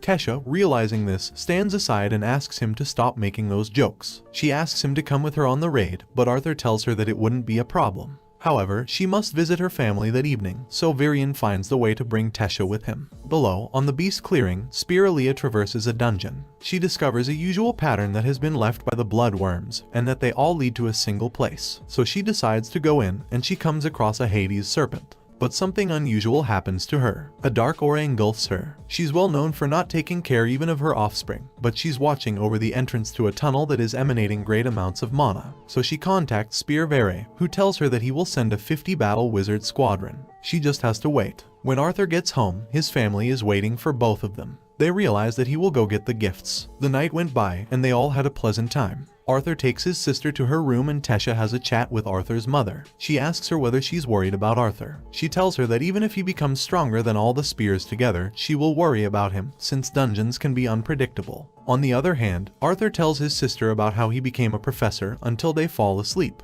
When they arrive at the beast's clearing, Sylvie tells Arthur that she's going hunting. In that way, they all go into the dungeon. Entering, Arthur notices that he doesn't need to cover his body in mana to avoid the cold, thanks to his new beast will. But there's something weird in that dungeon. They don't find any beasts on the first 2 levels. When Professor Glory was thinking about exiting, a large number of trackers appeared in front of them, which forced them to retreat. However, Lucas is reluctant to retreat, and he shoots an attack next to Glory, and they all are in agreement with him in order to test their skills. So they form small combat groups. Although they don't have troubles, they're unused to long battles, and the number of roamers doesn't decrease. So Glory orders again a retreat, but 2 beasts of great size appear in front of them. Glory launches into attack to win time, and she orders Arthur to find an exit path. So with the help of some earth spell, they create a path. But they have another problem. A large amount of rocks is covering the exit, and if that weren't enough, the beast's stench is building up, and they are running out of oxygen in a closed space. That's why she cautions not to use fire. She then calls on Curtis to use his celestial fire attack to clear the way, but he doesn't have much mana, so Arthur takes off his suppressor,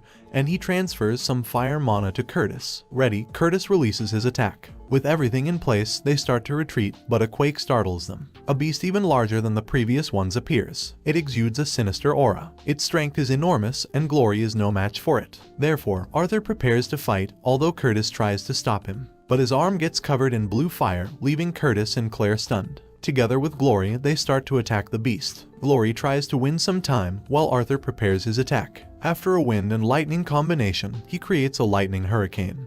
But his arm gets dislocated. The attack did have an effect, but not the one he expected. The beast is still attacking them, so Glory takes Arthur away. But he doesn't manage to pull his sword from the beast's body. After thinking that they had left the beast behind, it reappears, and with one of its claws it pierces Arthur's leg, self-destructing after that. Arthur falls into a cliff, and a rock leaves him half unconscious. With a wind attack, he manages to cushion the fall, but he suffers a lot of damage. But thanks to his beast will, a great part of the damage disappears. Now the only thing left is to find a way out of there, which seems easy since he finds a cave that emits light. But he never imagined what he would find on the other side. Several masked battle wizards, the majority of which are pierced by some black iron spikes. A voice is asking for help. Every way he looks, there are only masked corpses until he finds the voice's source. Spear Aaliyah is blind. She has a gap on her breast, and if that weren't enough, she's missing her legs. Arthur tries to infuse mana into her core, but it's completely shattered. Aaliyah asks him where he knows her from. Arthur says that they met before in the academy. She tells him not to try anything since her core is broken. Arthur asks who is capable of doing that. She gives him a small black artifact, and she tells him that thanks to the little mana that she gave him, she will show him who's responsible for this. After waiting for the attack squadron to arrive, they kill the Hades serpent.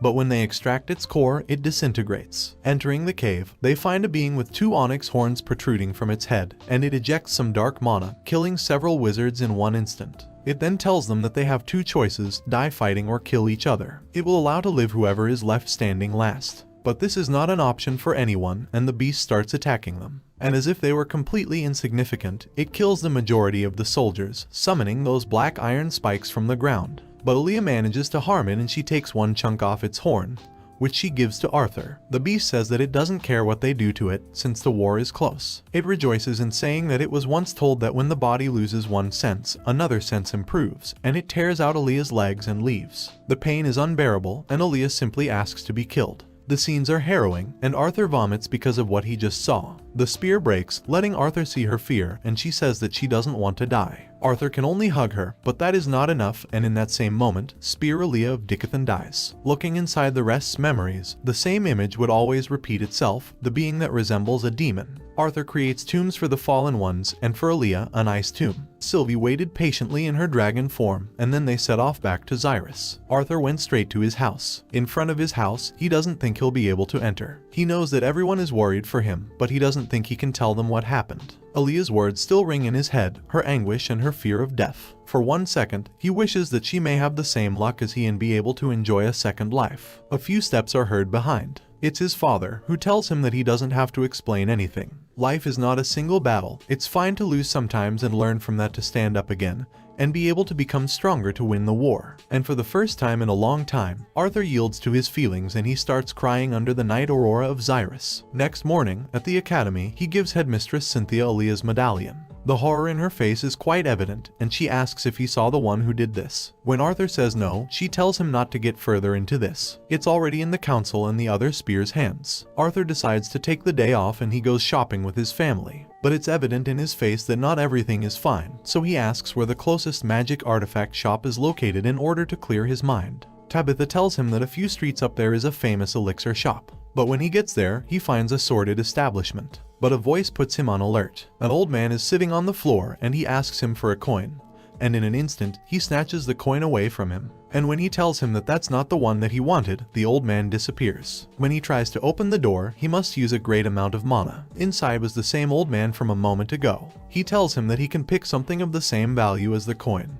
And despite looking in every corner, he doesn't find anything that persuades him. But a small cat draws his attention. Its eyes seem to come from another galaxy, and just as fast as it appeared, it went away. At that point Sylvie arrives, and the old man is left in trance looking at her. Not finding anything that interests him, Arthur decides to leave. But the old man gives him a small white orb, and he tells him that he'll need it later. Leaving, they come across the cat again, which smiles at both of them before leaving. Underneath the Xyrus Academy, Lucas is welcomed into a small nobleman cult that opposes the union with the elves and the dwarves, so they treat Lucas with contempt. But before they can do anything, their leader incinerates them. Lucas is interested in him since he can't feel his core's color. He tells him that he needs him for his plan to succeed, since he's got the council and the headmistress busy. He only needs him for his plan to be perfect. He offers him the same marks that Manhwa had. He was weak. If he accepts, he'll be able to beat Arthur Lewin. Arthur is received by Elijah with a hug when he arrives at the academy. He was worried about him, but not just him. Claire and Curtis sustain slight wounds, and Tesha is in her training room, so he decides to go. While he's getting close, he feels Tesha's out of control mana. Virian was next to her, but Tesha is wrapped in a vine cocoon that starts to attack Arthur. It seems like the mana beast is taking control over Tesha's core, and it resents Arthur for having killed it. But when he wanted to unsheath its sword from its ring, the only thing that comes out is the white orb that the old man gave to him, and it goes inside Tesha's body, who gets her mana overflow under control. After taking her to the infirmary, she says that she's fine, but that something happened to her core. Virian, inspecting her, notes that Tesha is at the initial stage of a silver core. Advancing 3 stages in one stretch is an exhausting blow for the body, so they let her rest. Arthur uses the opportunity to ask how strong the spears are, to which Virian replies that 10 platinum core wizards are required to attempt to face a white core wizard, and that even that doesn't guarantee their victory. Victor says that what he's about to tell him, he can't tell anyone. Hundreds of years ago, humans, elves, and dwarves were nomads. They only met to trade, but they had an alliance. However, life was hard for everyone because of the mana beasts, which considered them prey. After several years, the numbers of the 3 races dropped, until a deity descended from heaven, which gave 6 artifacts to the ancestors of the current royal families. They had to pick 2 of their most powerful warriors in order to be named knights after a soul vow,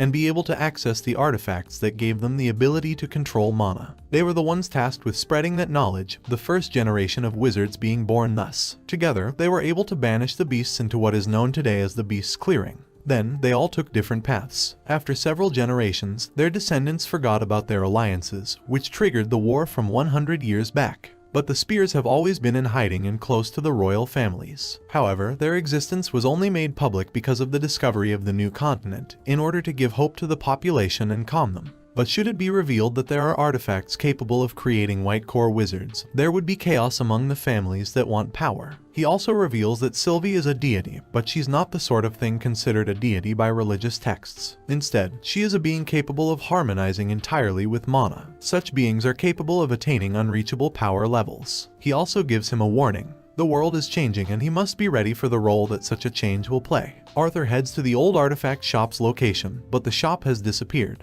Instead, he finds another orb and a note, which tells him to go to the transport portal to Elenwar. Next morning, after having breakfast with his family, he heads towards the portal, but when enters, something weird happens. Some mana binds trap him and drag him to a dark place. Sylvie transmits her fear to him, but a great amount of mana makes them lean. In front of him are a pair of eyes that he had already seen. Then, everything turns white. The same dark cat with the galactic eyes appears. After saying that they'll finally be able to have a calm chat, it turns into a human. He's taller than normal and he has pale skin, and his hair is gold, almost white, and he introduces himself, "My friends and brothers call me Winsome, but beings like you call me God." Cynthia heads to Xyrus after having a meeting with the council, but she is attacked from the back. Some wizards with runes on their spines. They all have their eyes bandaged. She quickly knocks out the majority with her sound magic, and she knocks down the rest with her wind magic. Suddenly, her beast transforms and starts devouring them. She asks one of them what their plans are, but he says that he will never say anything to a traitor. There are spies infiltrated throughout the continent, and the war is about to start. Before he says anything else, Cynthia kills him. When she pours an elixir to heal her wounds, Cynthia reveals the runes on her spine.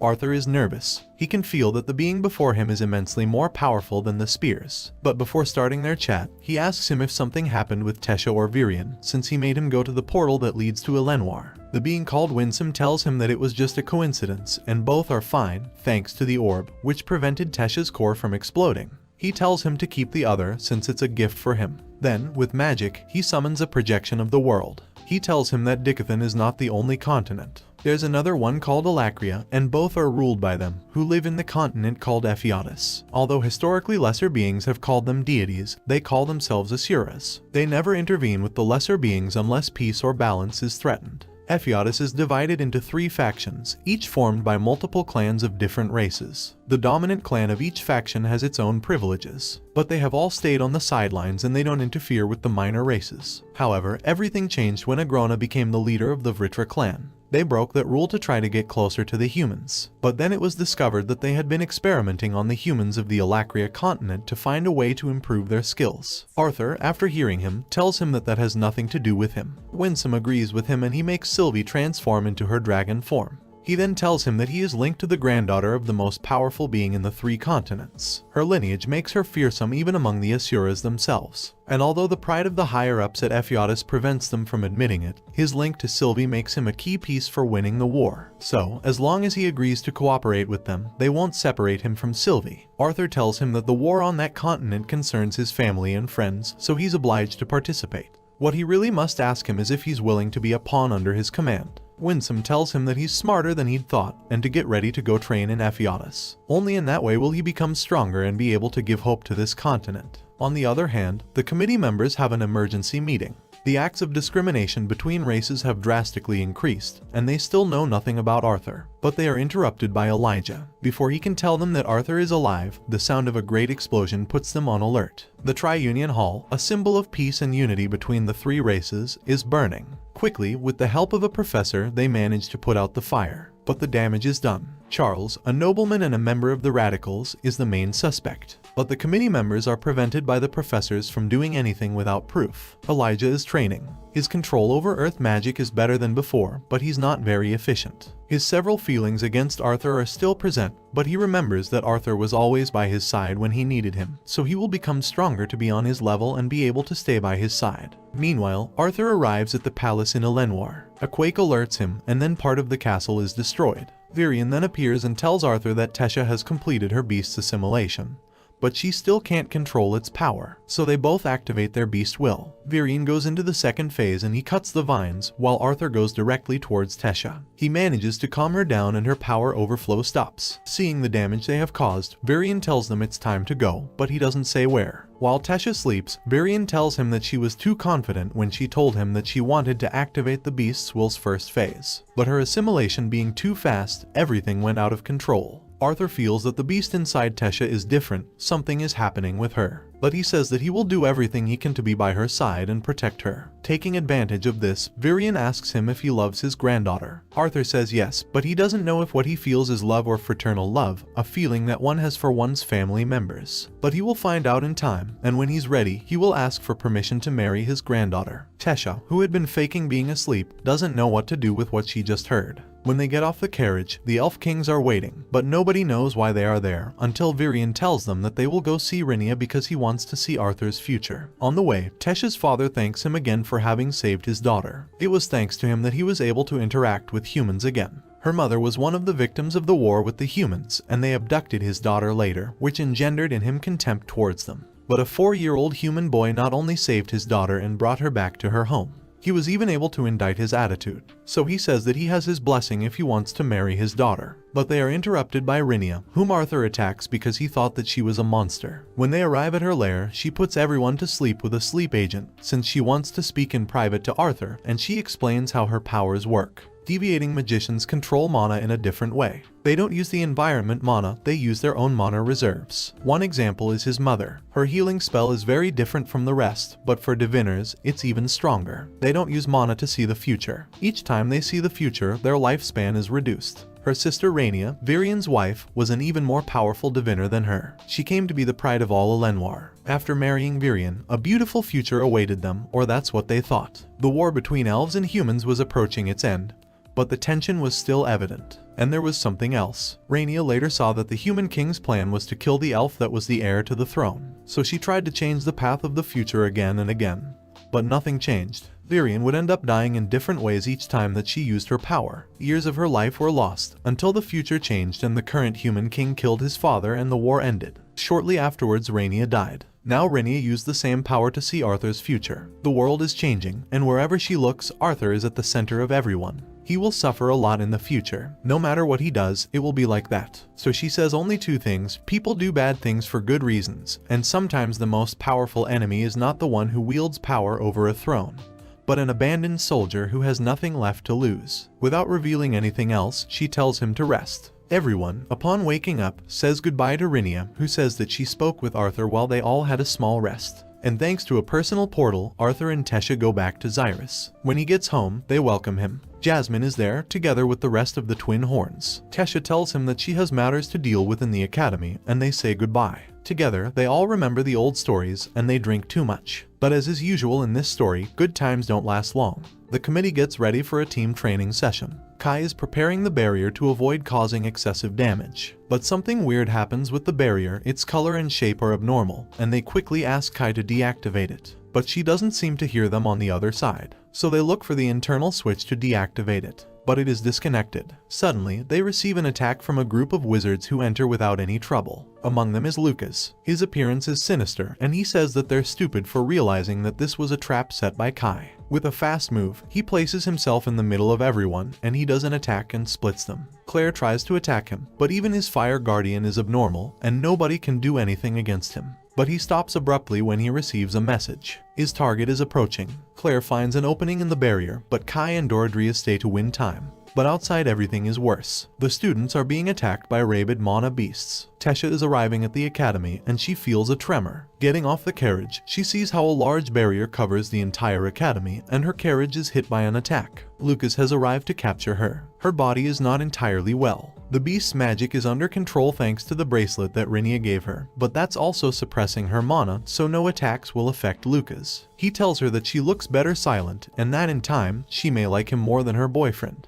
Tesha realizes that his plan is to capture her and use her as bait to attract Arthur, so she tries to buy time and she removes the bracelet. The mana goes out of control and it manages to harm him. But that is not enough since Lucas expels fire mana and he manages to knock her down. He then grabs Tesha by the hair and he drags her into the barrier. Inside, Elijah fights several mana beasts, but things become complicated for him since he's attacked from all sides. But he pierces them with his ground spikes. The hooded fiends are only attacking the elves and dwarves, and they force the humans to join them to avoid having their core destroyed as a punishment. Among them there are also some professors. Elijah and Curtis manage to make them flee, but a voice transmission alerts them, and it calls everyone to gather in front of the clock building. When they arrive, there are several wounded and dead people. Desperation took hold of everyone. Inside a barrier, the revolutionaries' leader tells them that he doesn't understand why they want to fight after the deaths they have witnessed, and he throws something at them. It's Doradria's head. Elijah throws up and he can't believe what he's seeing. Theo arrives and he challenges him to fight. He removes the mask and he introduces himself. His name is Draniv and he accepts his challenge. Theo attacks with all his power and he seems to have harmed him, but he's the one who was harmed. After mocking him, he kills Theo with a single attack. Claire grabs Curtis so he can't do anything. He feels impotent about not being able to do anything, and Kathleen tells him that he will only manage to get himself killed. Behind Draniv, chained elves enter, among them Faerith and Tesha. Draniv continues with his speech. He comes from a different continent, a very cruel place for the weak. That's why he went to the academy, where they told him that he would find Dickathon's elite. But, in comparison, they are trash. So he will pick the most talented ones to give them power and prepare this land to be ruled by their lord. One example of them is Lucas, who rejoices in saying that Tesha was too weak. In response, Elijah explodes with rage, and he shouts about how he could do something like that to her, and he exudes a dark and sinister mana, accompanied by black iron spikes. This was the birth of something very dangerous for Dickathon's future, and especially for Arthur Lewin.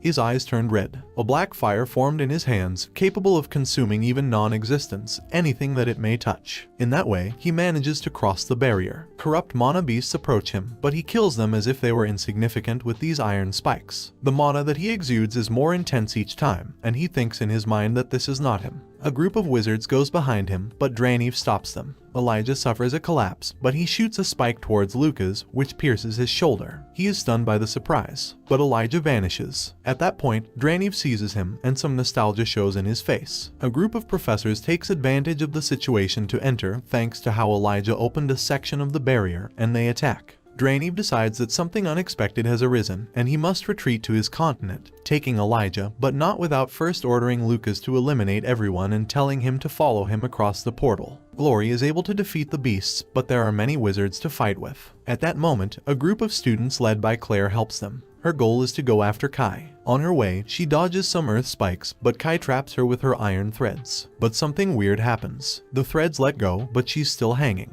Curtis and Kathleen scream while they head towards her. She doesn't understand what's happening until she decides to look down and she sees how an earth spike pierces her chest. But at that same moment, an immense mana overflow puts everyone on alert. There are terrified faces watching what is approaching. But Claire sheds some tears and a smile appears on her face. Arthur Lewin has arrived, and behind him comes a majestic beast. 2 sharp horns protrude from its head, its scales are bright, obsidian color. Its eyes glow with ferocity. But there was something more fearsome than the dragon. Each step was full of confidence, and his body exuded a very intense rage, and above everything else, a violent rage. Claire only regretted that she wouldn't be able to see Luca's expression when he is massacred. Lucas feels a great fear. He wouldn't have imagined the power of what is before him even in his nightmares. He tries to provoke Arthur, but the latter only goes past him, completely ignoring him. The first thing he does is check Tesh's vitals, but Lucas continues provoking him. Sylvie responds with a roar, but Arthur continues ignoring him. He decides to go face him, but he stops abruptly. He started to feel an irrational fear. Arthur finally shifts his attention to him. He tells him that he always thought of him as a worm who wasn't worth killing. But if that worm decides to be a nuisance, even the greatest saint wouldn't hesitate to crush him. Lucas felt how a force was seizing him. He can't believe that after what happened, Arthur is still stronger than him. So he summons 2 weird fireballs and he throws them. Arthur triggers his Beast Will's second phase and, with his hand, he counters the attack with a bluish fire. Lucas summons a blue fire spear, but Arthur seizes it. In his right hand, he shoots a black beam which hits Lucas directly and makes him lose an arm. With no time to suffer, Arthur, with his left hand, takes his remaining arm and he freezes it until it shatters into 1,000 pieces. Arthur keeps ignoring any word that comes out of Lucas and he goes on. This time, he destroys his left leg. Lucas, despite his situation, continues in his attempt to unsettle him, and he mentions that Elijah was captured by Draniv. But Arthur says that that is a matter for some other time, and he destroys the last limb of his that remained intact. Since his last life, he hadn't experienced being looked at by everyone because of his dominant strength, the fear, surprise, and admiration. He had forgotten how solitary he was. After he deactivated his beast's will, he felt his body collapse. Lucas cried for his brother, and behind him, there was a flash of mana. 3 spears have just arrived. Lucas dies in front of his brother. Baron succumbs to his rage and he attacks. Arthur doesn't have mana to defend himself, so Sylvie charges against the spears, but Arthur orders her not to attack them. At that moment, Barry captures Sylvie and the dwarf spear. Alfred summons a magma golem that helps in the evacuation. But Baron is in front of Arthur and he says that death is not enough for someone like him. However, Alfred stops him and he says that he saved everyone else from his brother's attack. Baron ignores him and he goes after Arthur, but a golem grabs him from behind. Baron frees himself with a fire and lightning attack and he's about to kill Arthur. But Barry summons some ice swords and he immobilizes him. He says that a trial will determine his future together with that of the dragon. The evacuation continues. Many lives were lost, and they give first aid to those who need it. Arthur, after being treated, is handcuffed by Vere. But just to be sure, they chain his mana core to prevent him from using magic. Arthur asks them to free his link. Vere looks at him surprised when he learns that this boy has a link with a dragon. Sylvie reverts to her miniature fox form. While he's being transported, misinformation spreads and the nobles blame Arthur for what happened. At that point, his family arrives. Vere gives him permission to speak to them. Arthur tries to calm them down, saying that soon he will clear up this misunderstanding. But in that instant, Vere receives a message from the committee. Under the authority vested in me by the Council of Dickathon, I, Vere Ori, announce the decision taken on the case, which will be put into execution immediately. Arthur Lewin, having committed acts of excessive violence, and having participated in the deplorable events that occurred at the Xyrus Academy, will be deprived of his wizard status, and his core will be confiscated. And until he has been properly tried, he will be put under arrest. After Vere's announcement, Arthur's family can't believe what's happening. Many witnesses wonder why they made that decision. But only Princess Kathleen reproaches the spears, telling them that he saved all of them, and if he hadn't done something like that, until they arrived, they could all have died. She also says that she will talk to her parents to fix all of this. But Vere shows her the council's scroll with the Kings of Sapin's seal, approving Arthur's arrest, accepting that he can't do anything to persuade Vere. Arthur asks for permission to say goodbye to his family, and he repeats his words, saying that he will leave for some time until he clears up this misunderstanding, trying to calm them down in that way. But this time, it's his father who comforts him, saying that no matter what the rest say, they will always be waiting for his return with open arms. Spear Alfred conjures a magma beast and he tells Arthur to climb on it. It's cooler than it seems. Together, they head away from Xyrus. Barry is in front of them, and he is carrying Sylvie in a small summoned orb. Arthur tells him that he doesn't understand why they put so many restrictions on him. He's not dumb enough to face two spears. Alfred tells him that they are over the beast's clearing and they can't risk him escaping. Even with all their power, they must proceed with caution, since there may be dangers that even they aren't capable of facing. While they were lost in their conversation, they arrived at the Three Kingdoms Council's floating castle. Any use of any kind of magic is strictly prohibited, and Alfred gives him one last piece of advice. He can't speak to anyone, not even them, once he is inside the castle. After crossing some large corridors, they enter a hall, and in front of them are the kings of Dicathan's three races. Docid, the dwarf king, reproaches him for bowing so slightly before them. He says that he should be on his knees, but the human king says that there are more important things to deal with. However, Tesh's father interrupts in order to thank Arthur for having helped the students, and above all, his daughter. But this time, the two dwarf kings, with an aggressive attitude, reproach the elf king for his attitude, and they tell him that the boy which they have here, taking advantage of the situation, committed atrocious acts in order to eliminate his rival, who belonged to a noble house. But the accusations don't stop, and they also say that in the future, he may be dangerous, and they must destroy his core so that he can't even use magic, and kill the dragon to prevent it from being a danger to them. The human kings remain neutral in this respect, saying that they are thankful to him because he also saved their children.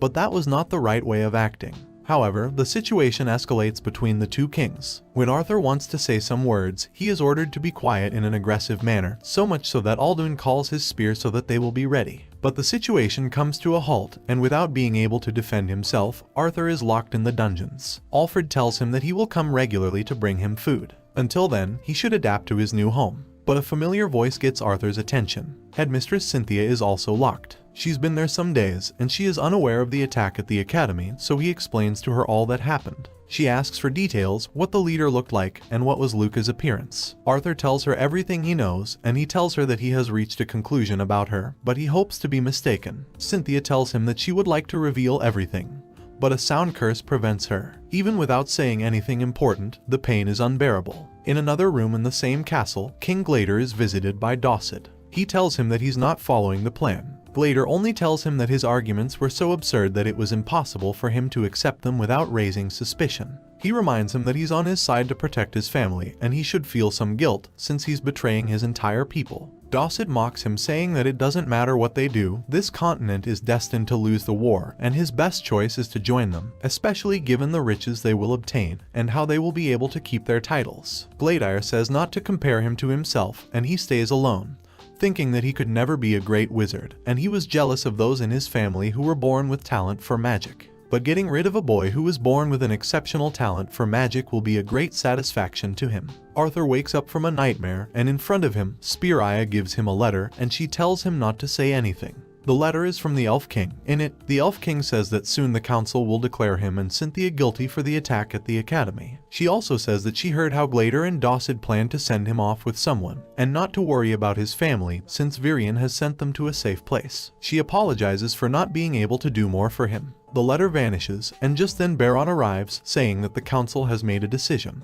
While they're waiting, Baron taunts him, saying that once his sentence has been pronounced, he will take care of his family as he did with his brother. Arthur mocks him, saying that it's not worth it for a spear to threaten a 13-year-old like that. Also, Luke is accepted voluntarily to be part of that, and to attack his partners. Baron throws him on the floor, and the door to the hall opens, where he manages to hear Cynthia's sentence, public execution. They manage to cross eyes briefly, but his time has come. The Dwarf Kings are the ones in charge of telling him that thanks to their benevolence, he will only lose his position as a wizard, and he will be jailed until further notice. Arthur asks what will happen to his link. Alduin tells him that upon losing his position as a wizard, he also will lose his link with any beast. Docid also tells him not to worry, his link will be given to a more capable wizard, since a dragon is a rare thing that deserves to be by the side of a worthy wizard. With that, Arthur reaches the conclusion that they are allied with the Vritra clan, and he's taken again to his cell. But there was an unexpected companion there. Winsome was waiting for him, and he's holding Sylvie in his arms. The Dwarf Kings are celebrating that everything is going according to their plan, and that they were the ones selected to be the rulers of Dicathan's rebirth. The Queen asks him if the being that he spoke to was strong, and Dawsad says that he was. He had never felt so much fear in his life. He was so powerful that he resembled a god, and he offered him riches and power that he'd never imagined.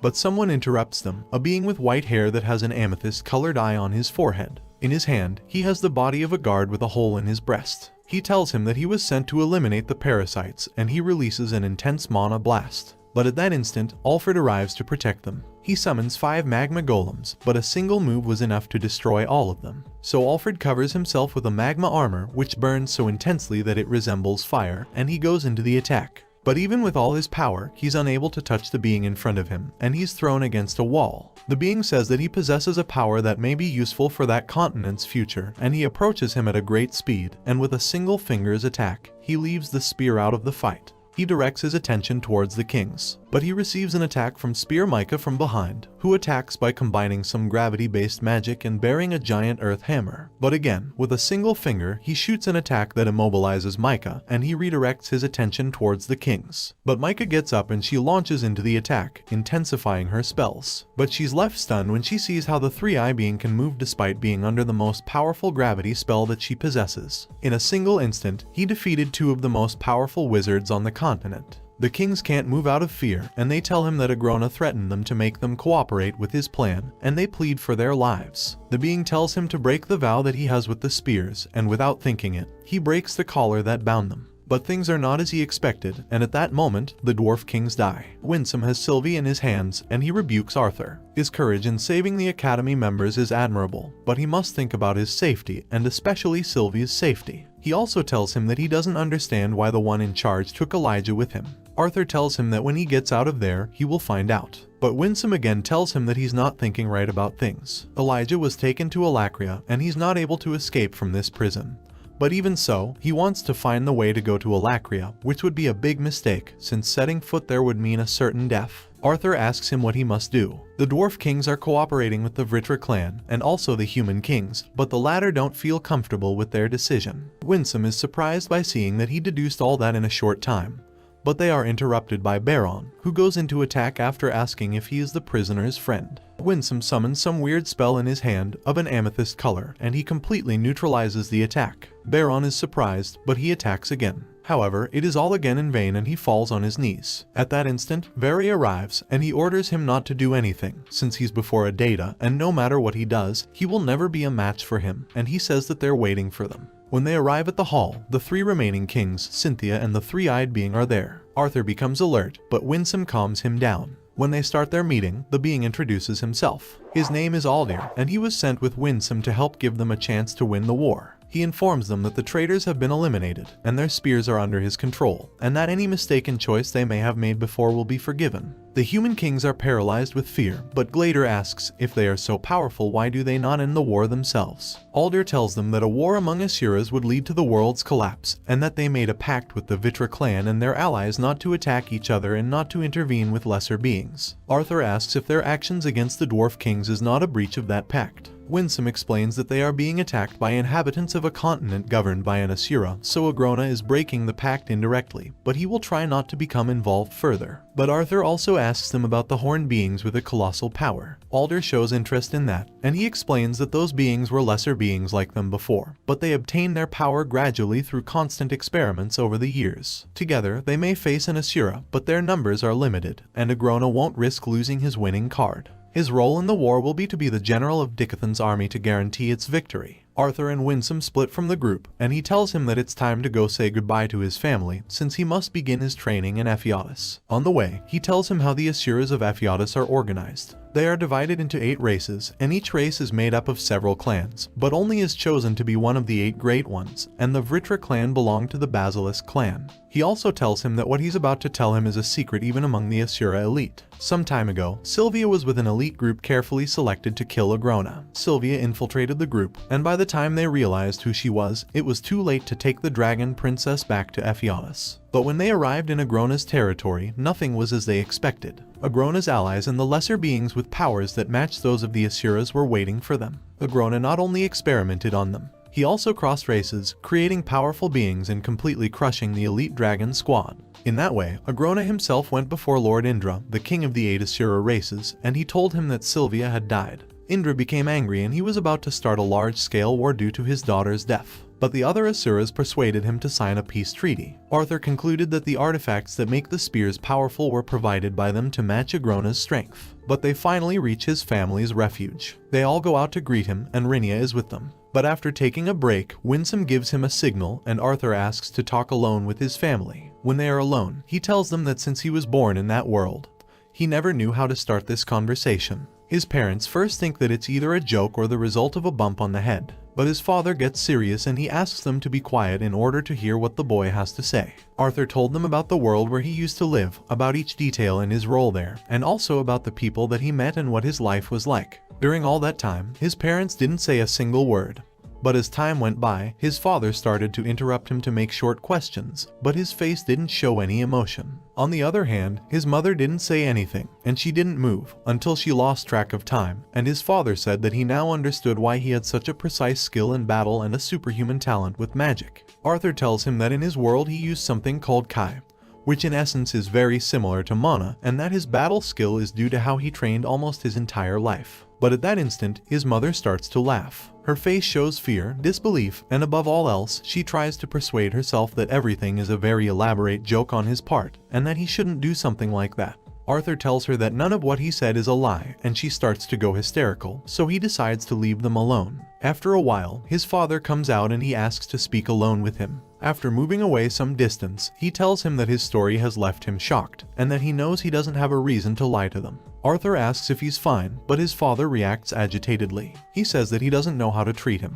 Arthur, King Grey, everything is confusing. What he just told him isn't something that one can accept in one moment. He was originally a king, and older than him, and perhaps the moments they spent together weren't real, and he was just trying to act as they wanted him to. Especially with his mother, she never knew that she raised a grown man in the body of a baby as if he were her own son. And he hits a part of the cave, saying that he doesn't know if he's his son, since maybe he killed the baby in his mother's womb to take his place. Reynolds, realizing what he said, apologizes to him. But Arthur tells him that he doesn't know how reincarnation works, and that very probably it was like that. He never found the moment to tell them, but now that he's leaving to train for years, he thought that it would be the best moment, since they will be apart. But now he regrets doing it. He tells him that he never had a family in his previous life. He became a powerful person that no one could match, but his personality was never good. But after arriving in this world, he learned things that he didn't know. Maybe he's not the most powerful wizard, but he's a better person than in his previous world. He thanks him for having taken care of him all that time, and also for having loved him as his own son. He says goodbye to Rinia, but she tells him not to go back to being the person he was. Winsome triggers a portal with his blood, but before leaving, Arthur asks him how he looks, and he tells him that his expression reminds him of Ephiatus warriors. They eliminate their feelings to be the most efficient in battle. They are transported to the Asura's land. They both walk on a bridge that reflects the sky. To their side, there is a row of cherry trees until they get to the doors of a castle. To the side, there is a statue of 2 dragons and an even bigger one on the top. Their wings cover almost the entire castle. Upon entering, 2 guards with gold scars on their faces look at Arthur with scorn, and they ask if it's fine that he's carrying Princess Sylvie like that. Winsome tells one of them that there is no trouble, and they enter a great hall together. At the end is Lord Indra sitting on his throne. His skin is pale, and his hair is even whiter than Winsome's. His eyes are purple, but he has a young face. Arthur doesn't feel any energy emanating from him, but suddenly his runes become activated, and he feels that he's burning. With a breath, he makes Sylvie disappear, and he tells him not to be tense. He only wants to meet his granddaughter. He tells him that her mana level is insultingly low. She hasn't been training the right way, so he decides that he will train her. He also tells him that he will tell him, through Winsome, when the time comes to go back to his land, and they leave. Arthur tells him that everything felt weird, and Winsome tells him that it's insulting for the Asura's pride to depend on a lesser being for this war, but he will be trained by the Asura's without any discrimination. In that way, they reach the cave of an old friend of Winsome's. Kadri, just like Aldir, belongs to the Thias clan of the Panteo race, and he will be his teacher in physical combat. Kadri is impressed when he learns that they were allowed to use an ether orb, an artifact that allows one to use the dragon's unique ability to use ether. Ether is a substance that exists in the entire universe and which allows one to control time and separate the soul from the body. A week went by since he began his training. Inside, time passes in a different way. Also, the damage that he suffers doesn't matter. It won't affect his real body, and he can only leave if he dies, something that he did many times. Kadri's training is intense, but he admires his mental strength, since not even young Asuras can stand the feeling of being constantly murdered. But he makes him rest for short periods of time, since if he lingers for too long, his real body will react to death merely as a pain caused by a cut, which can be dangerous. He also tells him that he will turn him into a great warrior, not only relative to the human standards, but also among Asuras themselves. He constantly exposes him to a force known as the King's Force, which leaves him paralyzed by fear. A month has passed outside, but inside, he has been training for 1 year. He tells him that his skills are excellent, but they're focused on one-on-one combat. It's possible that in war, he will have to face the hybrids in groups, and he must control his mana reserves and use the right amount for each move. When he returns to his physical body, he sees an Asura child, who will be his training partner. He is offended about training beside a lesser being, but Kadri makes him accept. 4 months went by in the external world, but there, 4 years went by. With time, more Asura children joined, and Arthur was forced to fight 4 versus 1, with the order to only defend himself. Kadri thinks that if he had been born as an Asura, he could have been among the most powerful. Arthur's training with Kadri has reached its end, but both Asuras are impressed by his capacity. It is forbidden to use the ether orb on a child, due to the mental exhaustion that it causes, and often the adaptation to the physical world takes a long time. But it didn't cause any changes in him. On the way to his next training, Winsome gives him a letter from Dickathon revealing information about Alakria. There are 4 generals called Sides, and they are all hybrids with Vritra blood. They have a retainer under their command. One of them was able to beat a Dickathon spear easily, so he can't imagine how powerful the Sides are. Winsome gives him a list with the artifacts that he must get in a short period of time, and he gives him a rattle. He will have to be able to capture each beast without making the rattle sound. Without being able to complain more, Arthur jumps into his next training. Okay, we've been here for too long. This is how the first part of this Manhwa ends. Okay guys, if you like this video and you want the second part, comment with the word life. Also subscribe to the channel, hit the bell and like the video. But most important, leave a comment below. That's all for today.